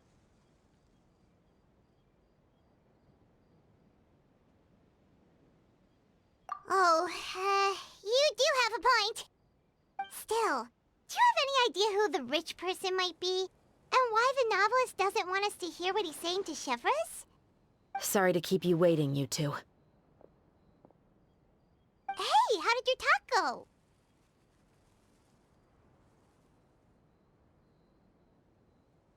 I've already sent someone to escort Baptiste back to the headquarters for questioning.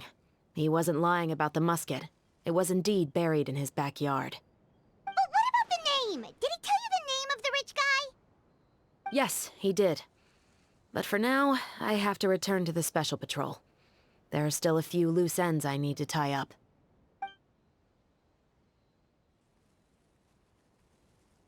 I'll probably be quite busy over the next few days, so apologies if you don't see me on set.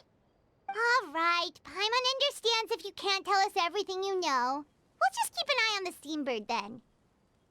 Actually, there's still something else I need your help with.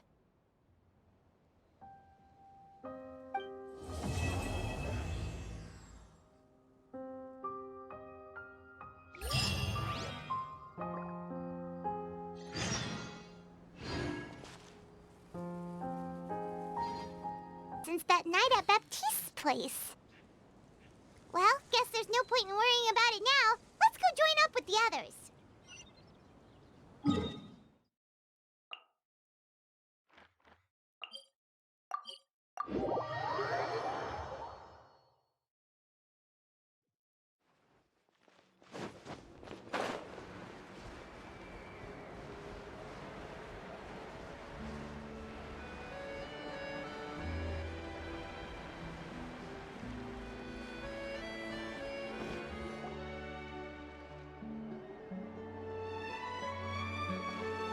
Good morning! Hayaka and I were just talking about you. Is Shavras still not joining us today? Probably not. We haven't seen her either. Huh? That's such a pity. Director Farina said that we've only got a few small scenes left before wrapping up the entire thing. She even said that she'll get me into a couple scenes, so everyone will have a chance to shine in front of the camera. We were also planning on having a victory feast once we're all finished filming. You can join us, right? If only Shavras was here. I still haven't taken a photo with her. I'm afraid that can't be helped.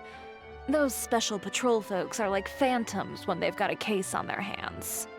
But to be honest, I'm even more concerned by what I read in the Steambird earlier this morning. It said that the killer in the murder case was none other than the author of the Two Musketeers.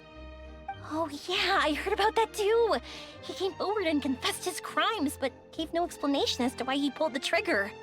We didn't know about this case at all when we joined the film. Is it going to affect the reception of our work? From a pure publicity standpoint, this will draw a lot more attention to our film. I have to say, though, that no director can be perfectly comfortable with garnering attention through means other than artistic skill.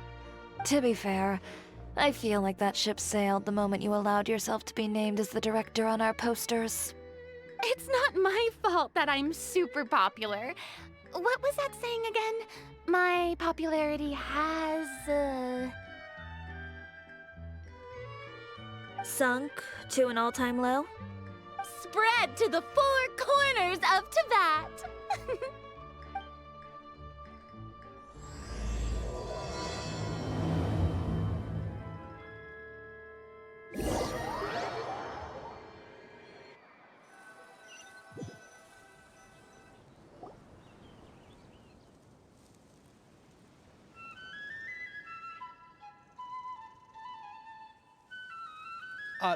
Excuse me, everyone. Xavier! Feels like like it's been ages since we last saw you. I've been talking non-stop with the Film Association, and I'm absolutely swamped trying to coordinate the film's marketing. So forgive me for not being around more often, but please believe me when I say that I will make sure everyone's hard work gets the exposure it deserves. Oh, seems like you've been fighting your own battles. Yes, that's one way to put it. Oh, and before we begin the final round of filming, please allow me to finally introduce you to the original investor of our film, Mr. Morris. A pleasure to meet you all.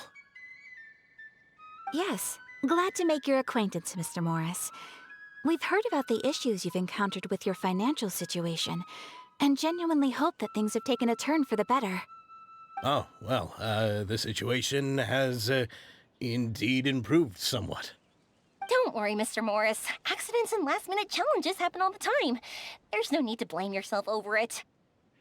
The good news is that we're almost done filming now, and I would even say that this is the best story I've ever seen. Is that so? I see, that's great news. All right, now that we've gotten all the pleasantries out of the way, let's get the show on the road. We'll mostly be filming typical people and scenery from the streets today to improve the sense of environmental ambiance in some parts of the film. Oh, and there'll be a cameo for Mr. Kamisato and Miss Yoimiya as well. They'll be used to show outsider perspectives on the fates of the two musketeers. That's right. Ayato should be here any minute. Excellent! Then let's start with the scenery shots. Camera and clapper loader, you're up. Yep, we'll be ready. Remember, all we need are some wide zoom shots of the streets. If you happen to find some particularly lovely patches of flowers and grass, feel free to grab some close-ups of those as well. Ready? Lights! Camera! Action! Okay, now move the camera slowly. Try to focus on that flower.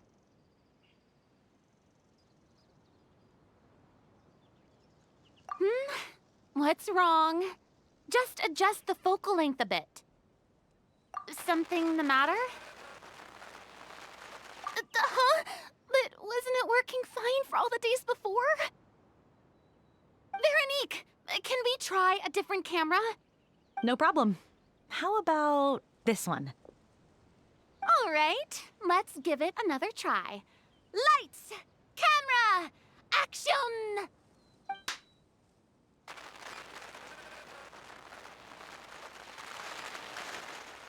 Don't tell me. This one is broken too? Veronique, do we have any other spare ones we can use? I'm afraid we only brought these two today. What? Then go find a workshop to get them repaired right away! Oh, and you too, Bono! Go find our spare camera in the warehouse and bring it back to the set!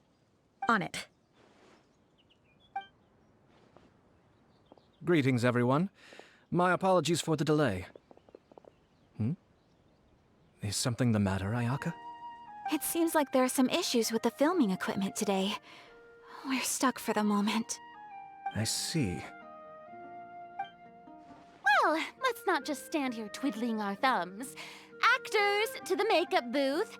We'll start on the next scene as soon as we get a working camera. The people at the workshop told me that the part which holds the lens in place seemed to have fallen off. That's super strange. It was perfectly fine just yesterday. Well, no time to dwell on that now. Let's get back to filming. Ahem! Quiet on set! Places, everyone! Lights! Camera! Action! By the way, have you heard about that recent murder case? Yes, I have. It seems that they've caused quite the commotion in the city. I heard that the chief of the guards is so mad about not catching the culprit that he's about to explode. Oh? I find that quite hard to imagine, considering how he already looks most days. Director, we have a problem. Oh, we're in the middle of a take! Couldn't you wait until we wrapped up this scene? No, Director, our film, all the finalized film that we've been keeping in the case has disappeared. Oh, wait, what did you say? Mr. Bonneau, please take me to where the film was kept right away. I'm coming too. No, Yoimiya, you have to stay here. Oh. Okay, listen up. Everyone who's not working on this current scene can go with Bonneau to look for the film. Everyone else, stay put and wrap up the scene. Unbelievable.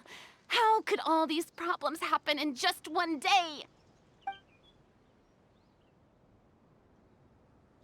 We're back. How did it go? Did you find the film? We found it in the sewers. Huh? In the sewers? Is the film still okay? We discovered it just in time, so we should still be able to salvage it. The others are checking now to see if we lost any specific scenes. You scared me for a moment there. I nearly thought we had lost everything. I really don't want to experience that feeling of despair again. Okay, but who could have stolen the film and dumped it there? Could it be, some competitors working on other films? But if they wanted to harass us, why wait until the last day? Okay, we don't have time to really look into it right now. Let's strike while the iron is still hot and wrap this thing up once and for all. Yeah, let's finish it.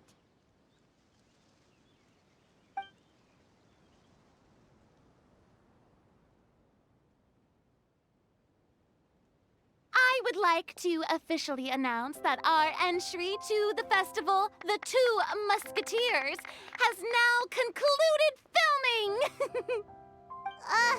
Paimon is spent. It's so late already. Even though the filming process proved to be extremely challenging, everyone provided valuable and unique contributions to the final product.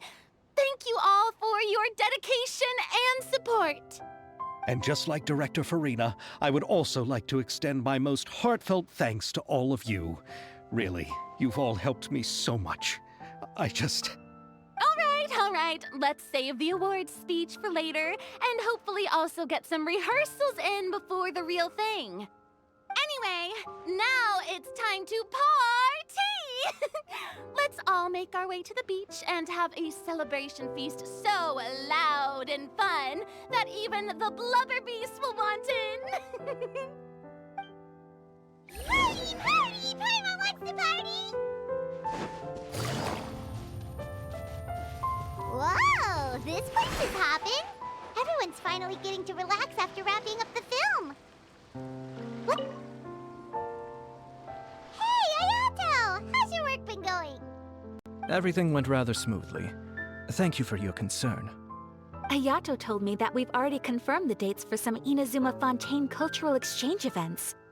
So the next time we visit, we'll be doing so in our capacities as the representatives of the Yashiro Commission.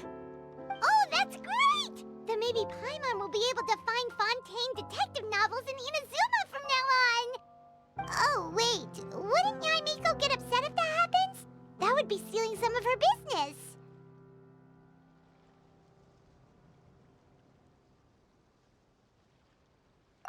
You've got a point.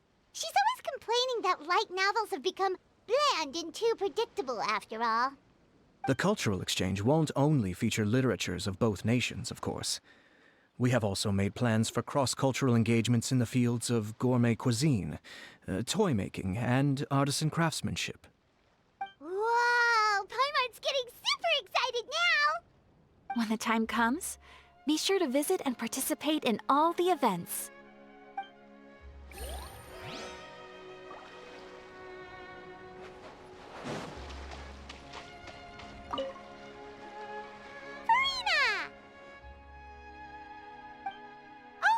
My darling clapper loader and camera operator, you've both worked really hard.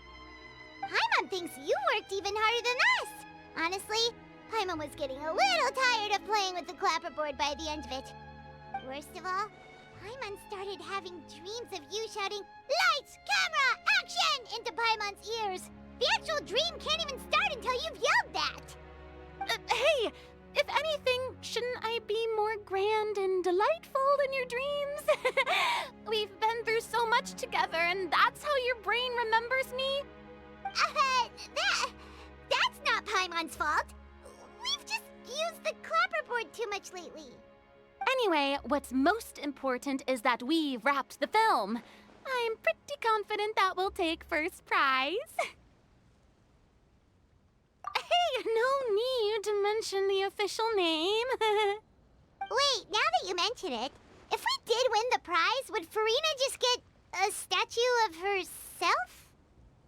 Come on, I don't need that kind of attention. Xavier can accept the reward on our behalf. But just imagine! Farina accepting the Farina Award and holding a Farina statue. I'm going back to my dessert now. You all can keep discussing that on your own.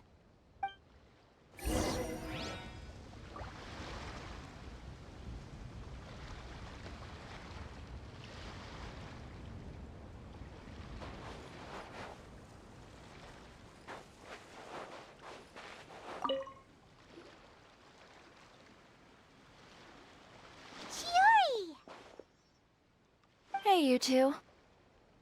Are you not really into these kinds of big social occasions? Not particularly. But this is still better than Fontaine Fashion Week. But if this film becomes a big hit, people will definitely come flocking to your shop. Yes, that's highly likely. As long as the film can premiere as planned. Are you still worried about the case? That and all the obstacles we had to face today. You're right. It's as if all our bad luck just manifested at once. But why today of all days? No. No, it's nothing. We've already delivered the film to the editors, so there should be nothing more to worry about. How are you doing, Mr. Morris? You having a good time? Well, you could say that. Do you happen to know when the party is scheduled to end? Judging by how much fun everyone's having, I'd say probably not until well after midnight. Is there something that you still have to take care of at home, Mr. Morris? Oh, well, I'm just not a late night person, so I might take off shortly. Oh no! Silly me. I almost forgot something super important. Oh, what is it? I prepared a whole batch of fireworks for the party, but I forgot to bring them over from the warehouse. Fireworks, you say? That's, truly a pity. Sorry things didn't go as planned. Could you help me carry them over, Mr. Morris? I won't be able to fetch all of them by myself. Me? Are you sure that you can't find anyone else? I just wanted to make this a surprise for everyone. The warehouse isn't far from here. We'll be there in no time. Pretty please, Mr. Morris. These are some of the best fireworks I've ever made. So I also want you to see them before you leave. They're stunning. I promise that they'll be a once-in-a-lifetime experience that you'll never forget. But... It's okay. Just come with me. If we're sneaky enough, nobody else will see us leaving. All right. The warehouse is right over here. I moved the fireworks there in advance, so it shouldn't be too much work bringing them back. It's still a ways away from the party. Sorry about that, Mr. Morris. It's probably because I'm used to carrying fireworks all the time, so it doesn't feel like a lot of work to me. Time for a light show!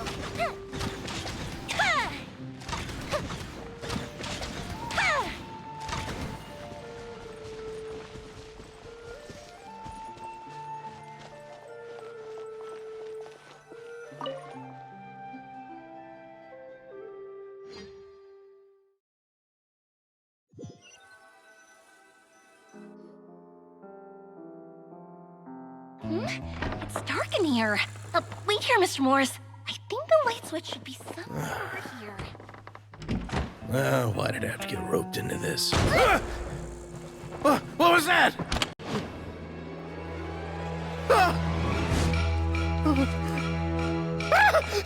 Who's there? Get me out! Get me out of here! Did you really think you'd get away, Morris?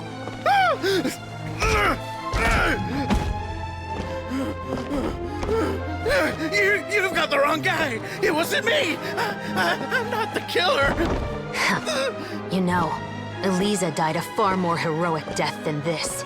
She fought your assassin to the end, to save the children she had hidden beneath the floorboards.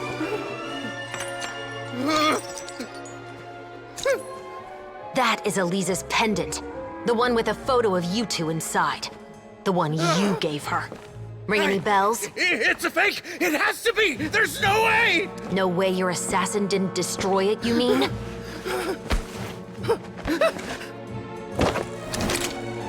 Did you ever love her, Morris? Or was killing her always the plan? No, please. Listen to me. I told Eliza to keep us a secret. I paid her plenty for her silence. I never thought she'd keep the child. Everything was gonna come out, and I had no choice. She'd force my hand. No! I'm begging you. I have money. Just name your price, please. You can keep your Mora, and you can go to hell.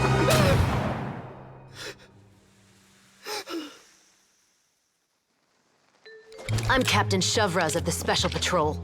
Morris, you're under arrest for Eliza's murder. Huh? Hmm?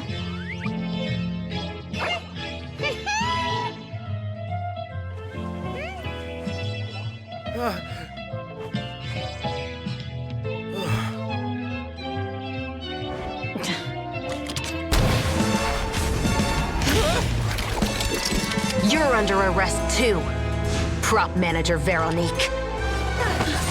Or perhaps I should call you the Second Musketeer.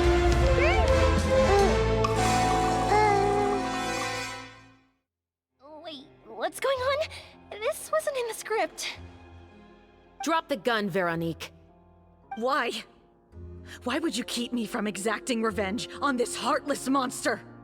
Drop your weapon. This is my final warning.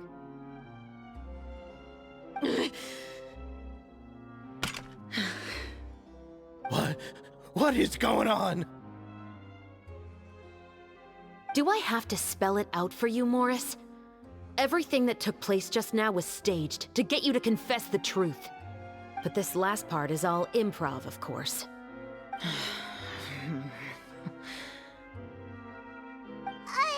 Shivers, you told us you wanted us to help you stage a play. You never said anything about the Second Musketeer. It's because even I had no way to confirm my theory until now. Thank you for your performance, Yoimiya. Could I trouble you to go and bring in the other Special Patrol members? They should be on standby just outside.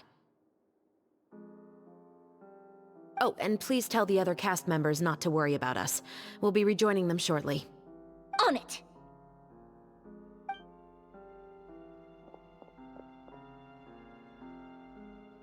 So what do you think, Morris? Care to talk about what happened 20 years ago? My patience is limited, you know. Don't force me to take you back to the interrogation room. I'd wager that you wouldn't last for more than a minute in there. With the recording we made, you have no chance of winning in court. Cooperating with us now is the most practical move. All right. I'll talk. I hired an assassin to murder Eliza. She once worked as a maid on my family's estate. She was very beautiful, and after some time I fell for her. We kept our relationship a secret and carried out an affair for some time, but it wasn't long before she became pregnant. And if my parents ever found out, they would have stripped me of my inheritance and status, driven me out of my home. I also didn't expect Eliza to insist on bringing the pregnancy to term. She even asked me to leave my family and travel far, far away with her. She believed that you were truly in love with her. I didn't have a choice. I gave her a large sum of mora, told her to leave the family and to get rid of the baby. But then years later, she sent me a letter. There were photos of 2 children, and she even asked if I could find some time to visit them. Huh? 2 children? Paimon thought Baptiste was the only...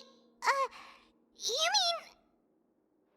Even if she had the children against your will, you could have just ignored the letter entirely. Why kill her? I had just gotten engaged to be married to an heiress from another wealthy family. So if anyone were to find out about Elisa, my life would be completely ruined. I didn't have a choice. No. You always had a choice. You just made the wrong choice. Again. Do you know how it feels to watch your mother be killed right in front of you? My brother and I were hardly even school age yet. We were hidden beneath the floorboards, grasping each other's hands like a lifeline. We were so terrified that we didn't even know we could ever take a breath. All we could do was to watch Mother try to fight back, and then collapse to the floor. Even after the assassin left, we were still too terrified to leave our hiding spot. We thought that he might come back. It was only until the next evening when we finally climbed out and gathered around our mother. But she had already become cold and stiff to the touch. You made up your mind right then and there to bring this case to light. Not only that, we resolved to get our revenge. And that's why you became the Musketeers. No, that's why I became a Musketeer! The man from before was also killed by me. My brother had nothing to do with it. I figured as much.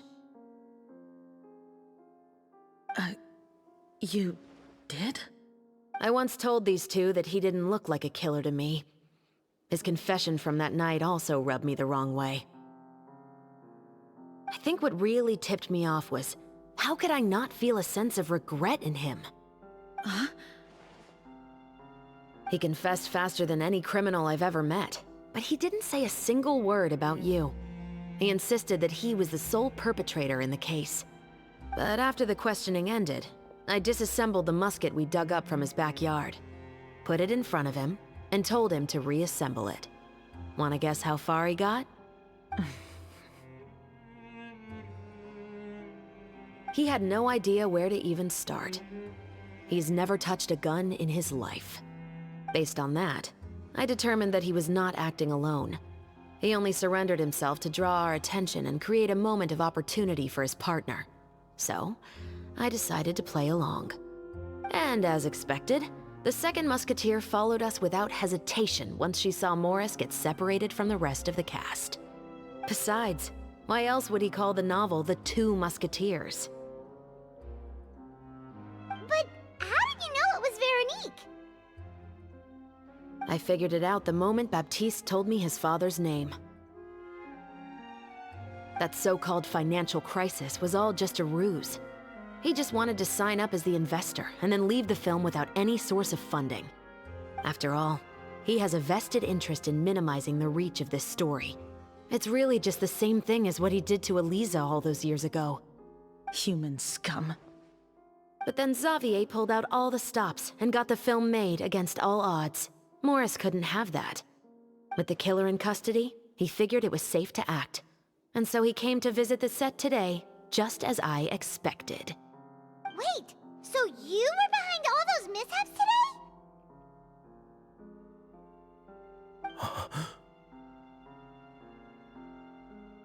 As for the identity of the second musketeer, I assumed they'd probably stay close to Morris and look for an opening. And if they already knew that Morris was the film's investor, then that narrowed the list of potential suspects as well. Furthermore, being the props manager would allow the culprit to avoid scrutiny by purchasing mechanical parts in the name of the crew. With that hypothesis in mind, I went back to check Baptiste's orphanage adoption records. Guess whose name I saw on the same page, just a few lines from his. My brother. He trusted you. As in, he trusted me to perform the deed on his behalf? He trusted you to stand on the side of justice. I am. I thought you could do it as well. Oh, the look on your face when you told him to go to hell. I really thought you'd put a bullet in his brain. You know what he has done. Are you telling me that you'd rather see him spend the rest of his life living like a king in the fortress of Meripede? I will never be able to forget the feeling of my mother's cold, lifeless hands. And you would call this ending fair? Is this what you call justice? I won't lie, Veronique. I did hesitate when your brother first told me about the truth. I wondered. I agonized over whether I should really put a bullet in his head. So why don't you? Because that should never be how justice is carried out in this world. Perhaps, to you, justice is simply reciprocated. An eye for an eye, and a life for a life. But everyone has their own understanding of justice. If everyone were to pursue their own definition of it, there would be no more order in this world. Today, you'll kill Morris, and tomorrow, his children may come for you. The world cannot render judgments based on a desire for revenge. That will only lead to a cycle of revenge, as well as the destruction of order and civilized society. Fontaine is founded on a set of laws and a standardized code of justice. That is why we are the nation of justice. But with all that said, I will promise you this. Morris will not lead a cushy life in the fortress of Meripede. Chevreuse, the rest of the Special Patrol is here. Thank you so much, Yoimiya. Letelier, Terena, please take them away.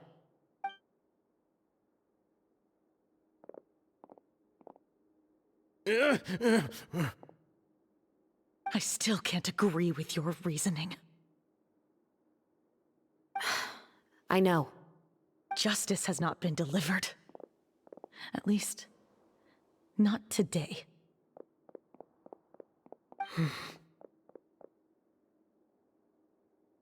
Chevreuse.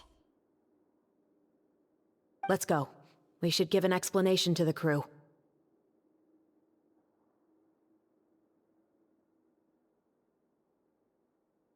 Thank you for your concern. I'm fine.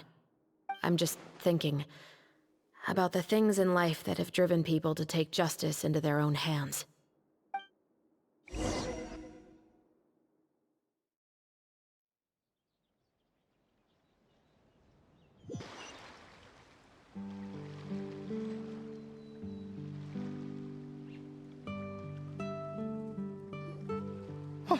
Who would have thought Morris would turn out to be... I'm at a loss of words. How could he have done something like this? I'm just glad that you're all safe and sound. Who knew that such a labyrinth of cases would be behind this story? Well, what should we do now? We have a finished film, of course, but should we still go ahead with the premiere? What do you mean? Shouldn't you be even more motivated to spread the word now that you've learned the truth? Chiori is right. I'd also like more people to see this story for themselves. But the real ending of the story seems to have deviated somewhat from the one in the script. Is that still acceptable to you, Miss Chevreuse? The call is yours. We still have time to reshoot an ending if that's what you'd like. No, it's fine as is. I like what we have for the catharsis. Romanticism is what gives works of art their appeal. Fiction is able to explore means of restitution that could never work in real life. Just like the real world, the world of stories also has its own set of rules and justice. These different possibilities are what initially drew me to reading in the first place. Sounds good to me. I support your decision. What about Veronique? Will she be okay? She will soon face her judgment alongside her brother and Morris. If I had to guess, they'll probably all be sent to the fortress of Meripede. I'll make sure to give Risley a heads up about it. Oh, you mean that kind of heads up? Exactly. Ahem. All right, then the matter's settled. Now that everything's been taken care of, There's no reason for us to keep looking all gloomy and grumpy. Let's get back to the feast and enjoy each other's company. We'll be starting the post-production process tomorrow. You should join us, Chevres. You missed the first few hours of the party, didn't you? All right. Count me in. Then I'll wait for you over there. There's still some good news that I'd like to share with Chevres. Traveler, Paimon, could you wait for me by the sea after the party ends? I'd like to go on a brief walk with the two of you.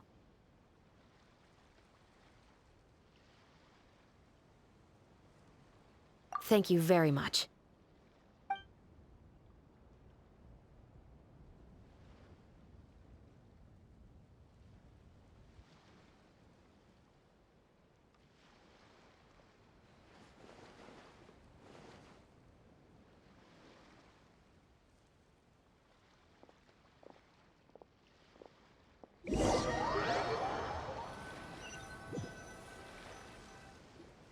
Sorry for the wait. Oh, we weren't waiting long at all. Is there something else you wanted to tell us? No, I don't have anything new to share. I just felt that since you were my investigation partners, I should have another conversation with the two of you.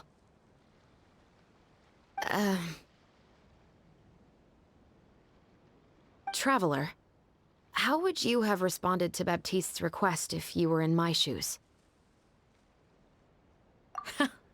Just like the protagonist of the story, huh?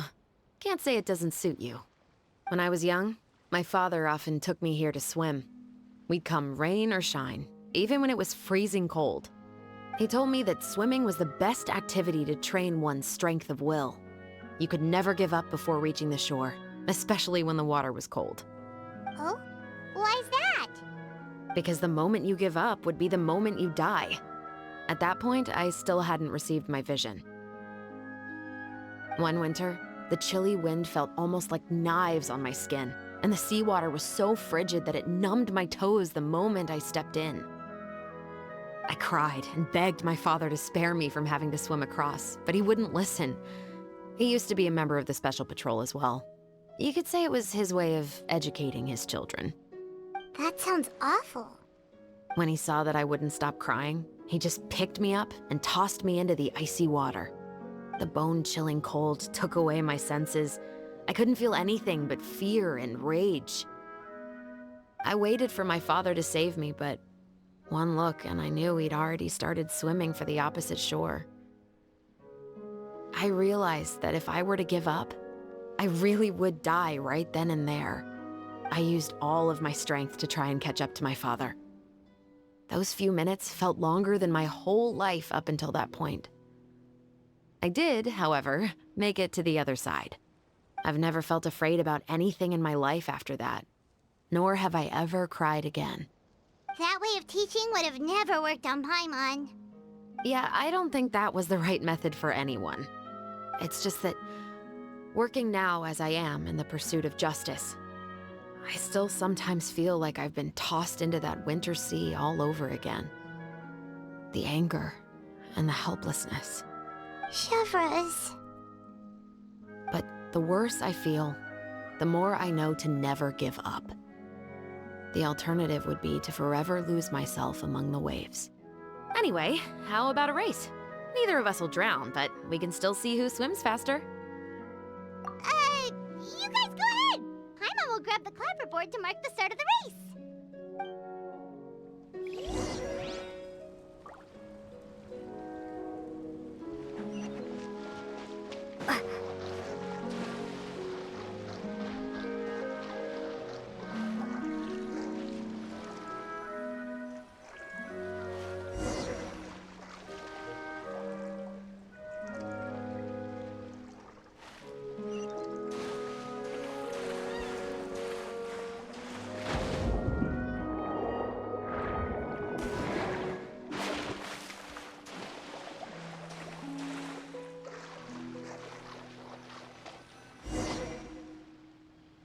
Oh, that felt good. You were so fast in the water, Chevres. You were swimming even faster than Paimon can fly. So, about the Special Patrol, did you join because of your dad? Partly. but I'd say I was more inspired by the heroes I read about in stories growing up. Oh, so it's due to your love of stories. Of course, it was only after I joined the Special Patrol that I learned that truth is often stranger than fiction. Come on, let's walk a bit more.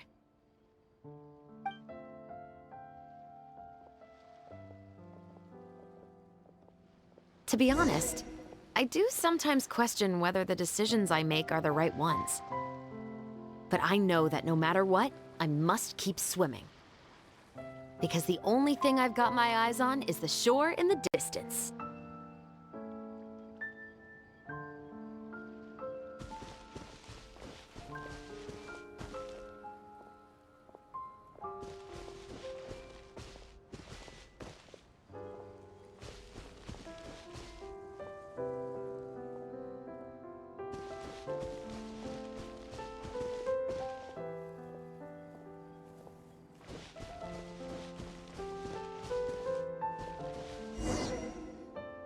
Thank you for coming on this walk with me. I feel a lot better after getting all that off my chest.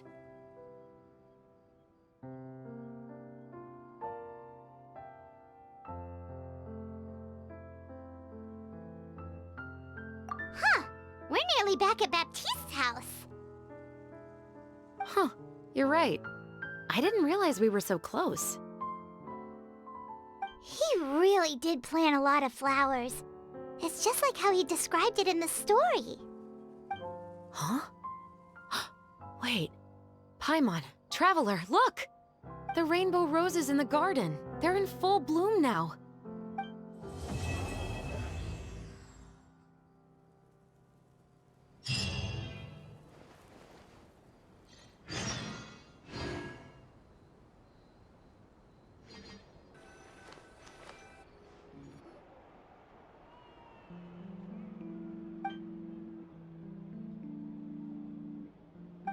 Xavier, it's been a while. Hey there, you two! Sorry I've been scarce. I've been buried in marketing and preparing the film for release ever since we wrapped post-production. The award ceremony is today, right? Paimon wonders if we'll win the Farina Award. I'd give it a 90% chance. Farina! Oh, Paimon didn't know you were already here. You're earlier than everyone else. I'm sure the others will also be here in no time. Xavier, if we end up getting called on stage, shouldn't you come up with a name for our crew? What? But we don't even know if we're going to win. I wouldn't want to jinx our chances by celebrating early. Just open your eyes! Surely you've seen the audience's reactions to our film. We've had nothing but critical acclaim. You've also had conversations with the Opera House's operating staff, right? Didn't they want to increase the number of showings? With the mora you've made from the box office, you can now open your very own film company. But that's all credit to my amazing crew. You've all helped to make this a reality, so I can't be the only one asked to come up with a name. Well, give it some thought. I'm sure the crew will respect your choice. All right, but before that, Traveler and Paimon, could I trouble you to quickly pay a visit to the Fortress of Meripede? Huh? But shouldn't we stay for the award ceremony? I wanted to ask you two to invite Shavraz to join us at the ceremony. She's one of the lead roles, after all. I haven't been able to find her recently, so I haven't had the chance to invite her personally. According to the papers, the culprits of the Musket murder case will be personally escorted today by the captain of the Special Patrol to the Fortress of Meripede. Oh, Paimon gets it now. Yep, just wait here, Xavier, and maybe try to come up with a few snappy-sounding names. All right, then I'll leave you to it.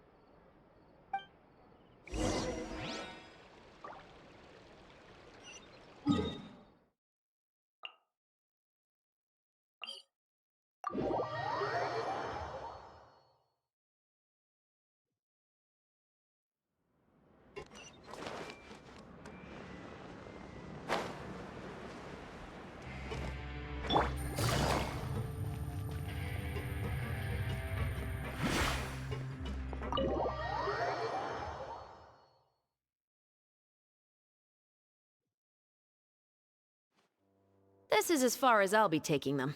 I'll leave the three of them to you now. Got another errand to run? Something like that. I'm expected at a party. Now that's something you don't hear every day. Found a new pastime? No, it's just a special occasion. Shavras! Risley! Festivals really do bring people together. It's been a while since I last had so many visitors at the Fortress of Meripede. Call it the festival spirit, I guess. Yeah, you could say that. Even our head nurse has gotten herself all worked up preparing super deluxe nutritious shakes. Just one gulp and you'll have met all your nutrition needs. Were you talking about work just now? We've already finished discussing everything. So, what do you think about my heads up, Mr. Risley? I believe I haven't yet made any promises or guarantees. But you also didn't shoot me down. Here, how about this? You could give everyone a copy of the newspaper. Perhaps on the day when the cover story happens to, oh, I don't know, expose a certain someone's misdeeds from 20 years ago? I suppose then a certain someone may soon find himself the most unlucky person in the Fortress of Meripede? While another two people will soon be hailed as heroes. Speaking of heroes, did you two need something from me? Oh, actually, we're here for... You're here to invite me to the party, right? Don't worry, I didn't forget. Ooh, then let's head back right away! See you, Risley! Happy Fontanalia Festival! And the same to you.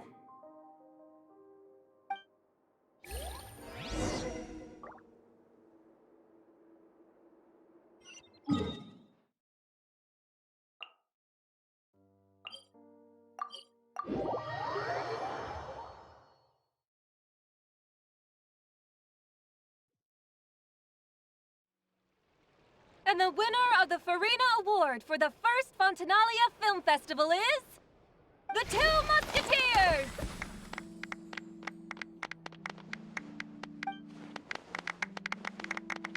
We won! We really won! Congratulations, Mr. Xavier. We won?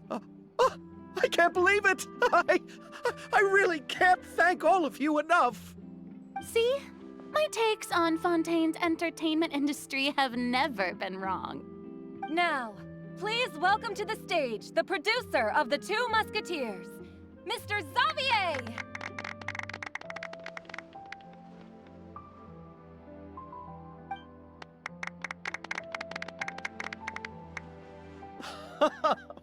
Thank you! Thank you all so much for your recognition and support. While I'm up here, I would love to give special thanks to... Time really flies, huh? It certainly feels that way. It feels like it was only yesterday when you were teaching me to hold a musket. Will you come back to Fontaine again? Of course! I'm very fond of this city. There are so many novel and interesting things that it's been hard to keep track of them all. But how about you? Would you be interested in visiting Inazuma? I can't say the thought has crossed my mind before, but I'd be willing to consider it now. I will be eagerly awaiting your visit. It would be wonderful if you could visit my home and enjoy a taste of our tea and desserts. Yeah, let's keep in touch. Did you accomplish all you came here for? Yes. And you should visit Inazuma again sometime. How has Ogura and her business been?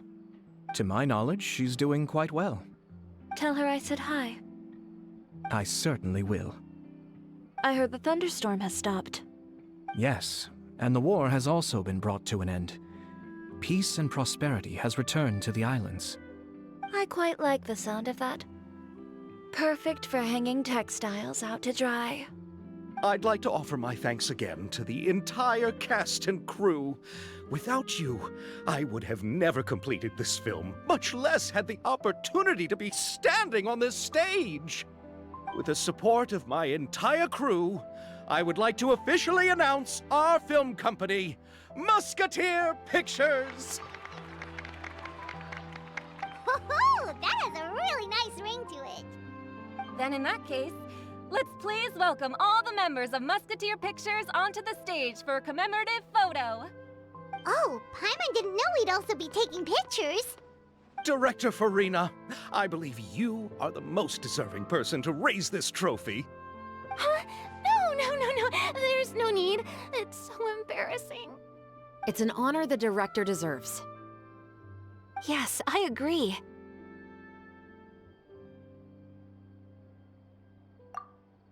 Just accept that you're not getting out of this.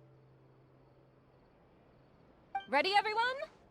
3, 2, 1. Musketeer Pictures!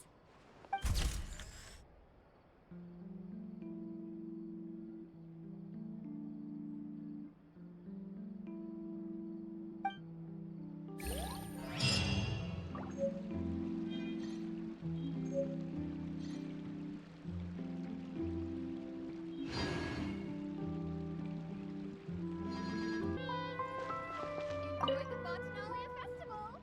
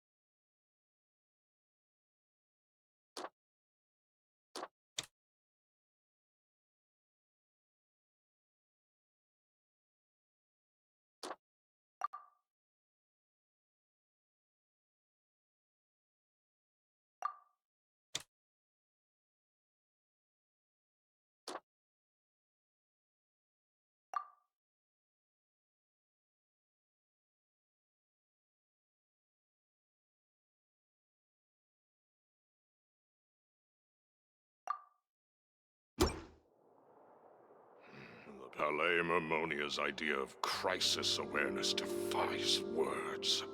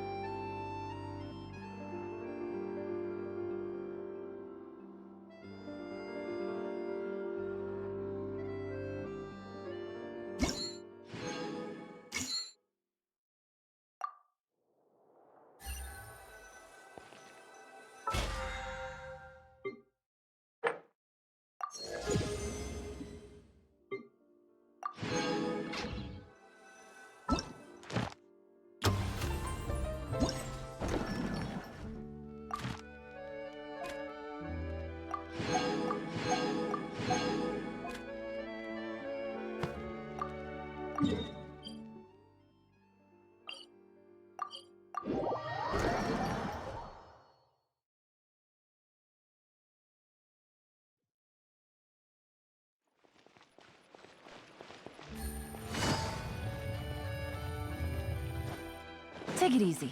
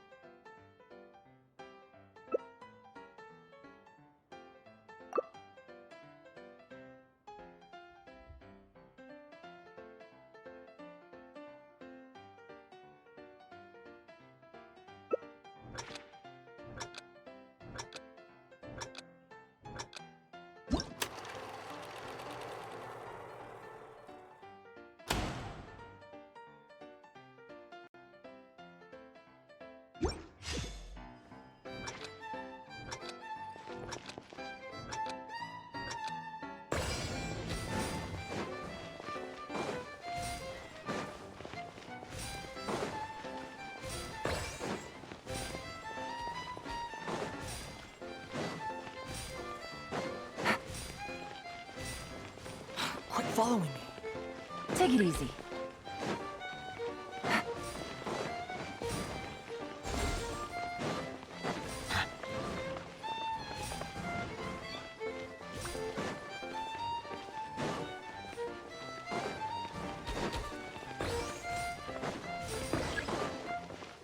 Quit following me.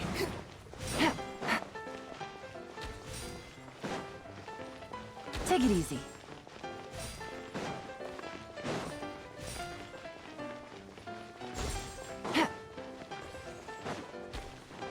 Take it easy.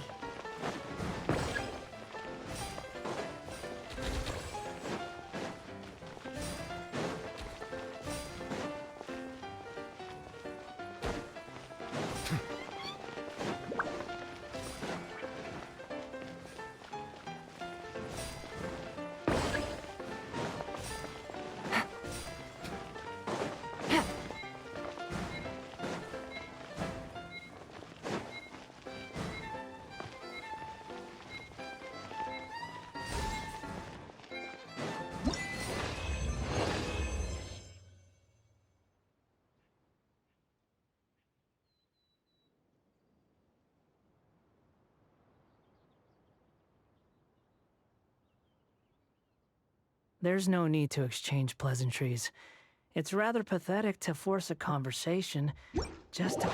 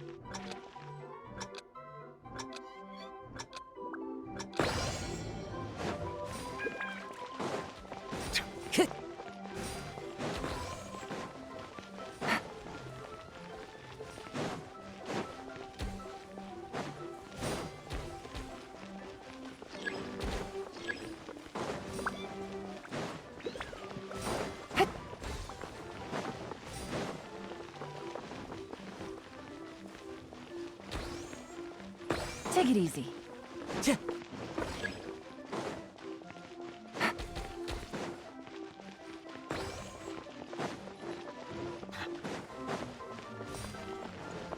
Take it easy.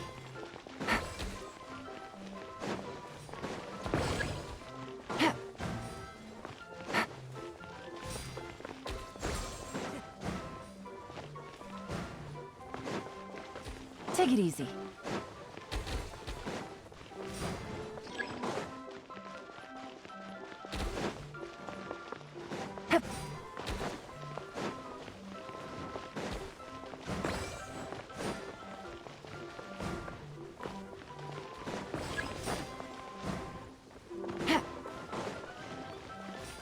Take it easy.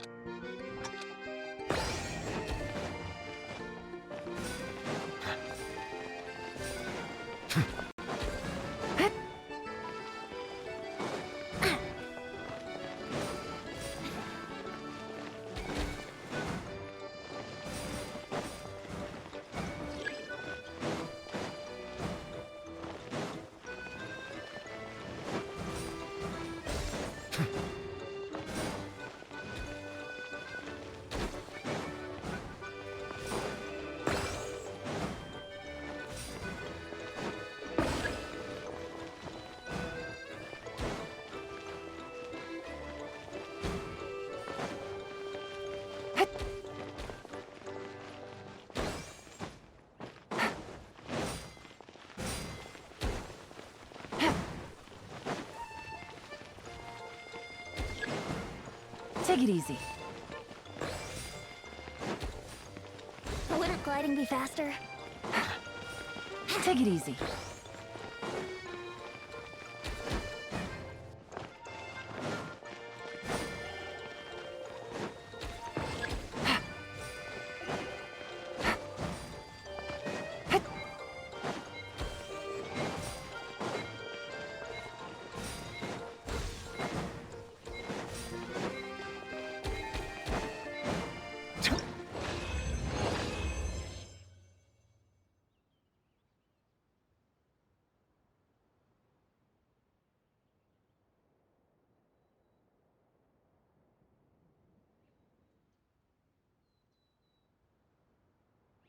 I got a new letter from an informant.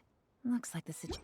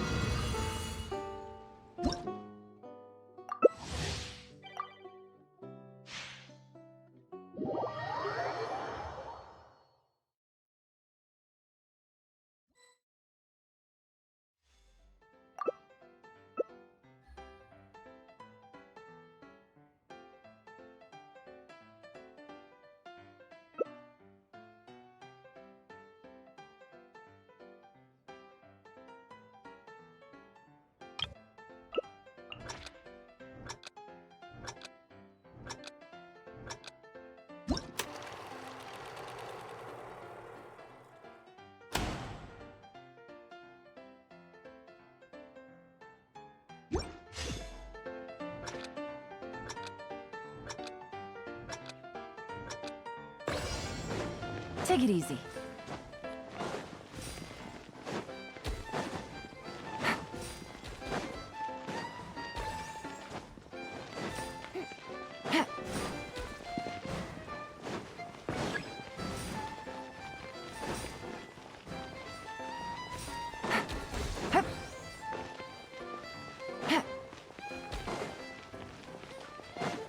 Take it easy.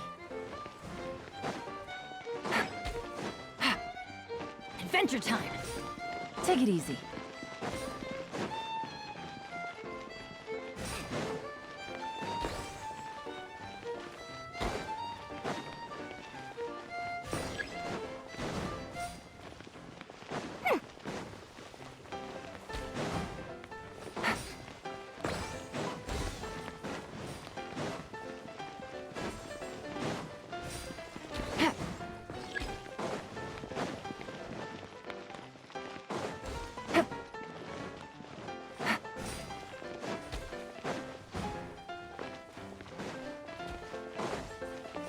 Take it easy.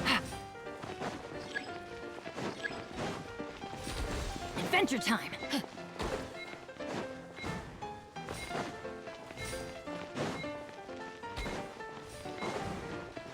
Off we go.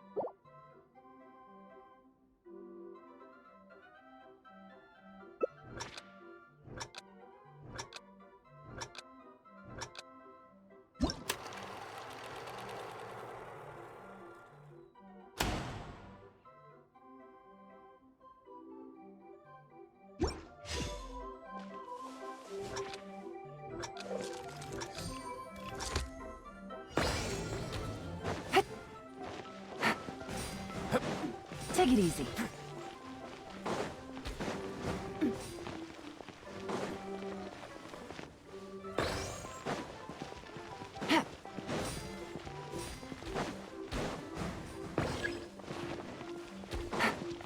Take it easy.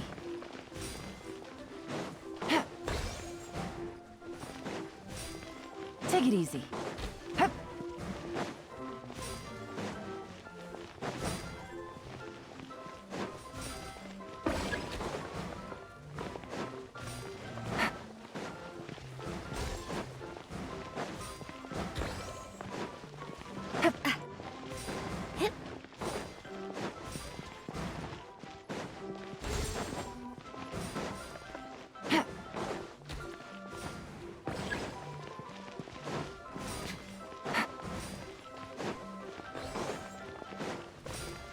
Take it easy.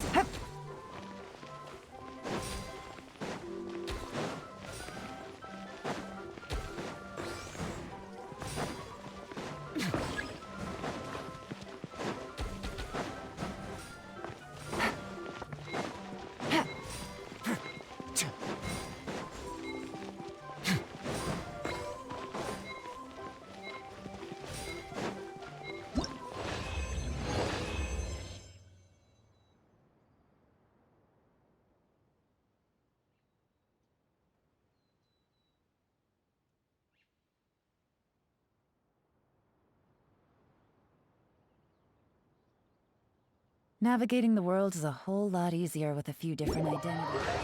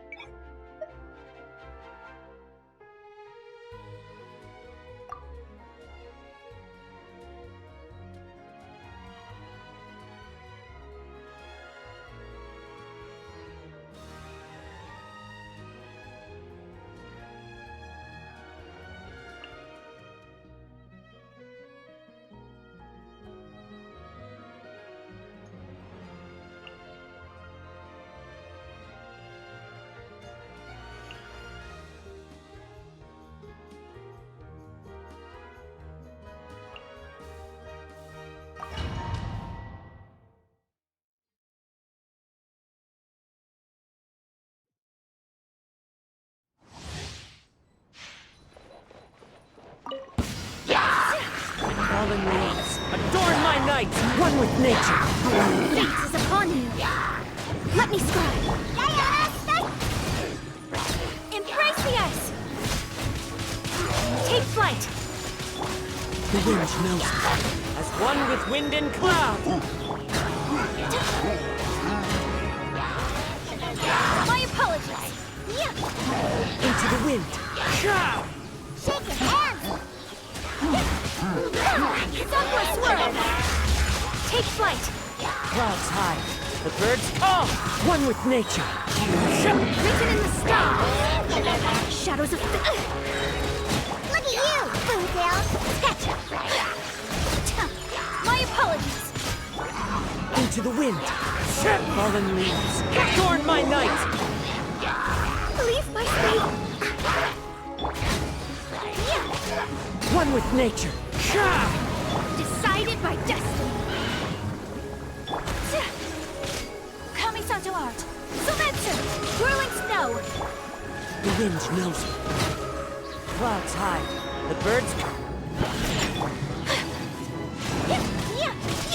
My apologies. one with nature. Written in the stars. Diana Special! Think you can... Into the wind. As one with wind and cloud. Embrace the ice.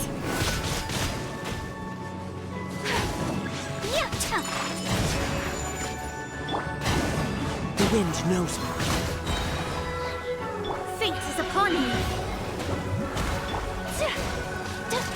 Whirling snow.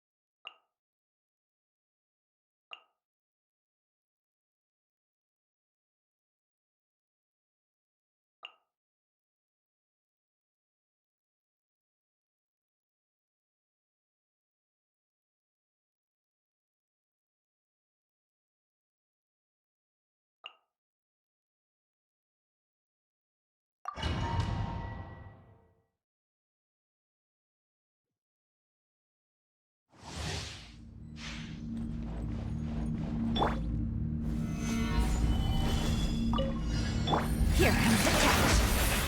Teamwork is dreamwork. The fuse is lit.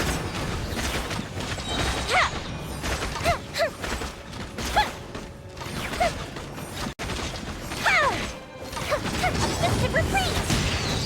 Order guide you. Stabilize.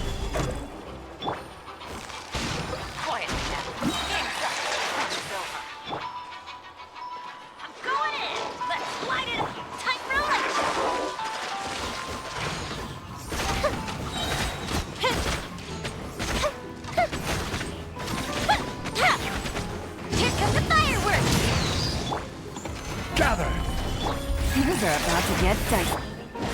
Teamwork is strength! I will have order. Fire hazard!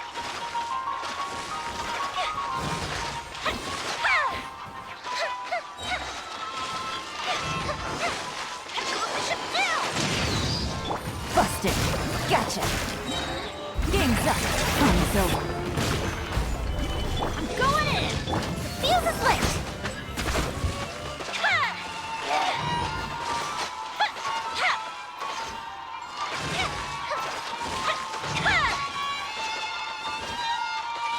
This is order. Quiet now. Busted. Things are about to get dicey. Teamwork is dreamwork! Fire hazard!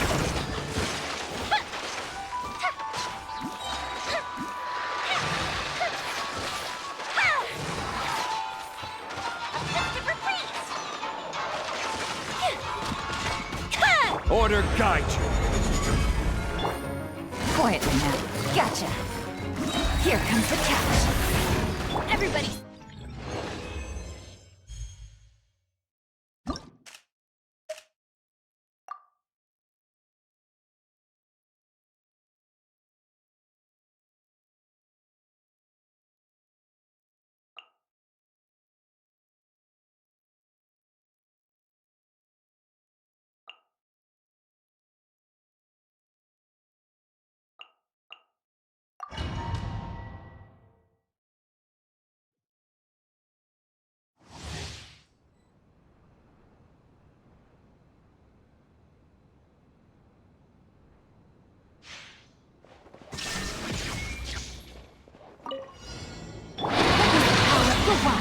Teamwork is Torn to oblivion!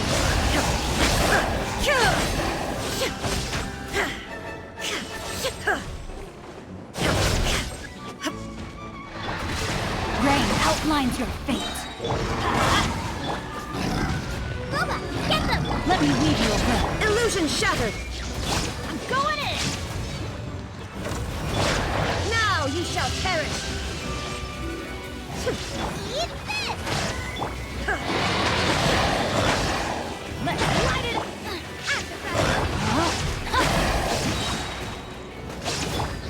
Shine down! Ring cutter! Everybody stand!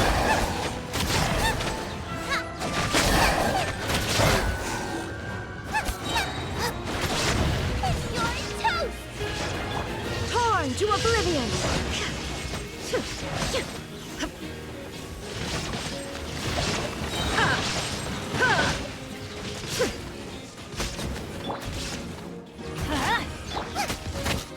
Illusion shattered! Let me weave you a verse. Rain outlines your fate. Teamwork is strength! Inazuma shines eternal!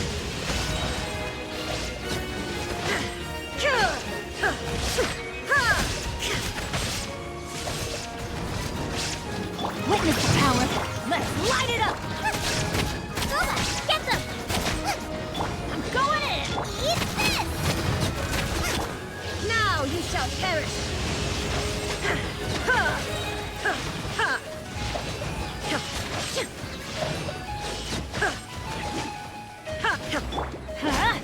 Nice and spicy!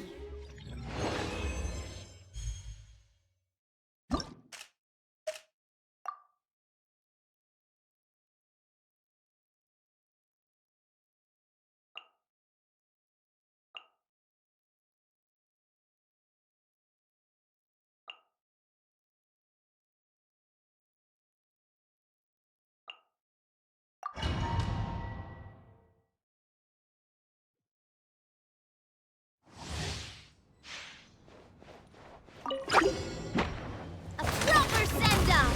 From the yoo-hoo! Time to shine! Fall in! Press the advantage! Watch out! Have fun! I swear by my sword!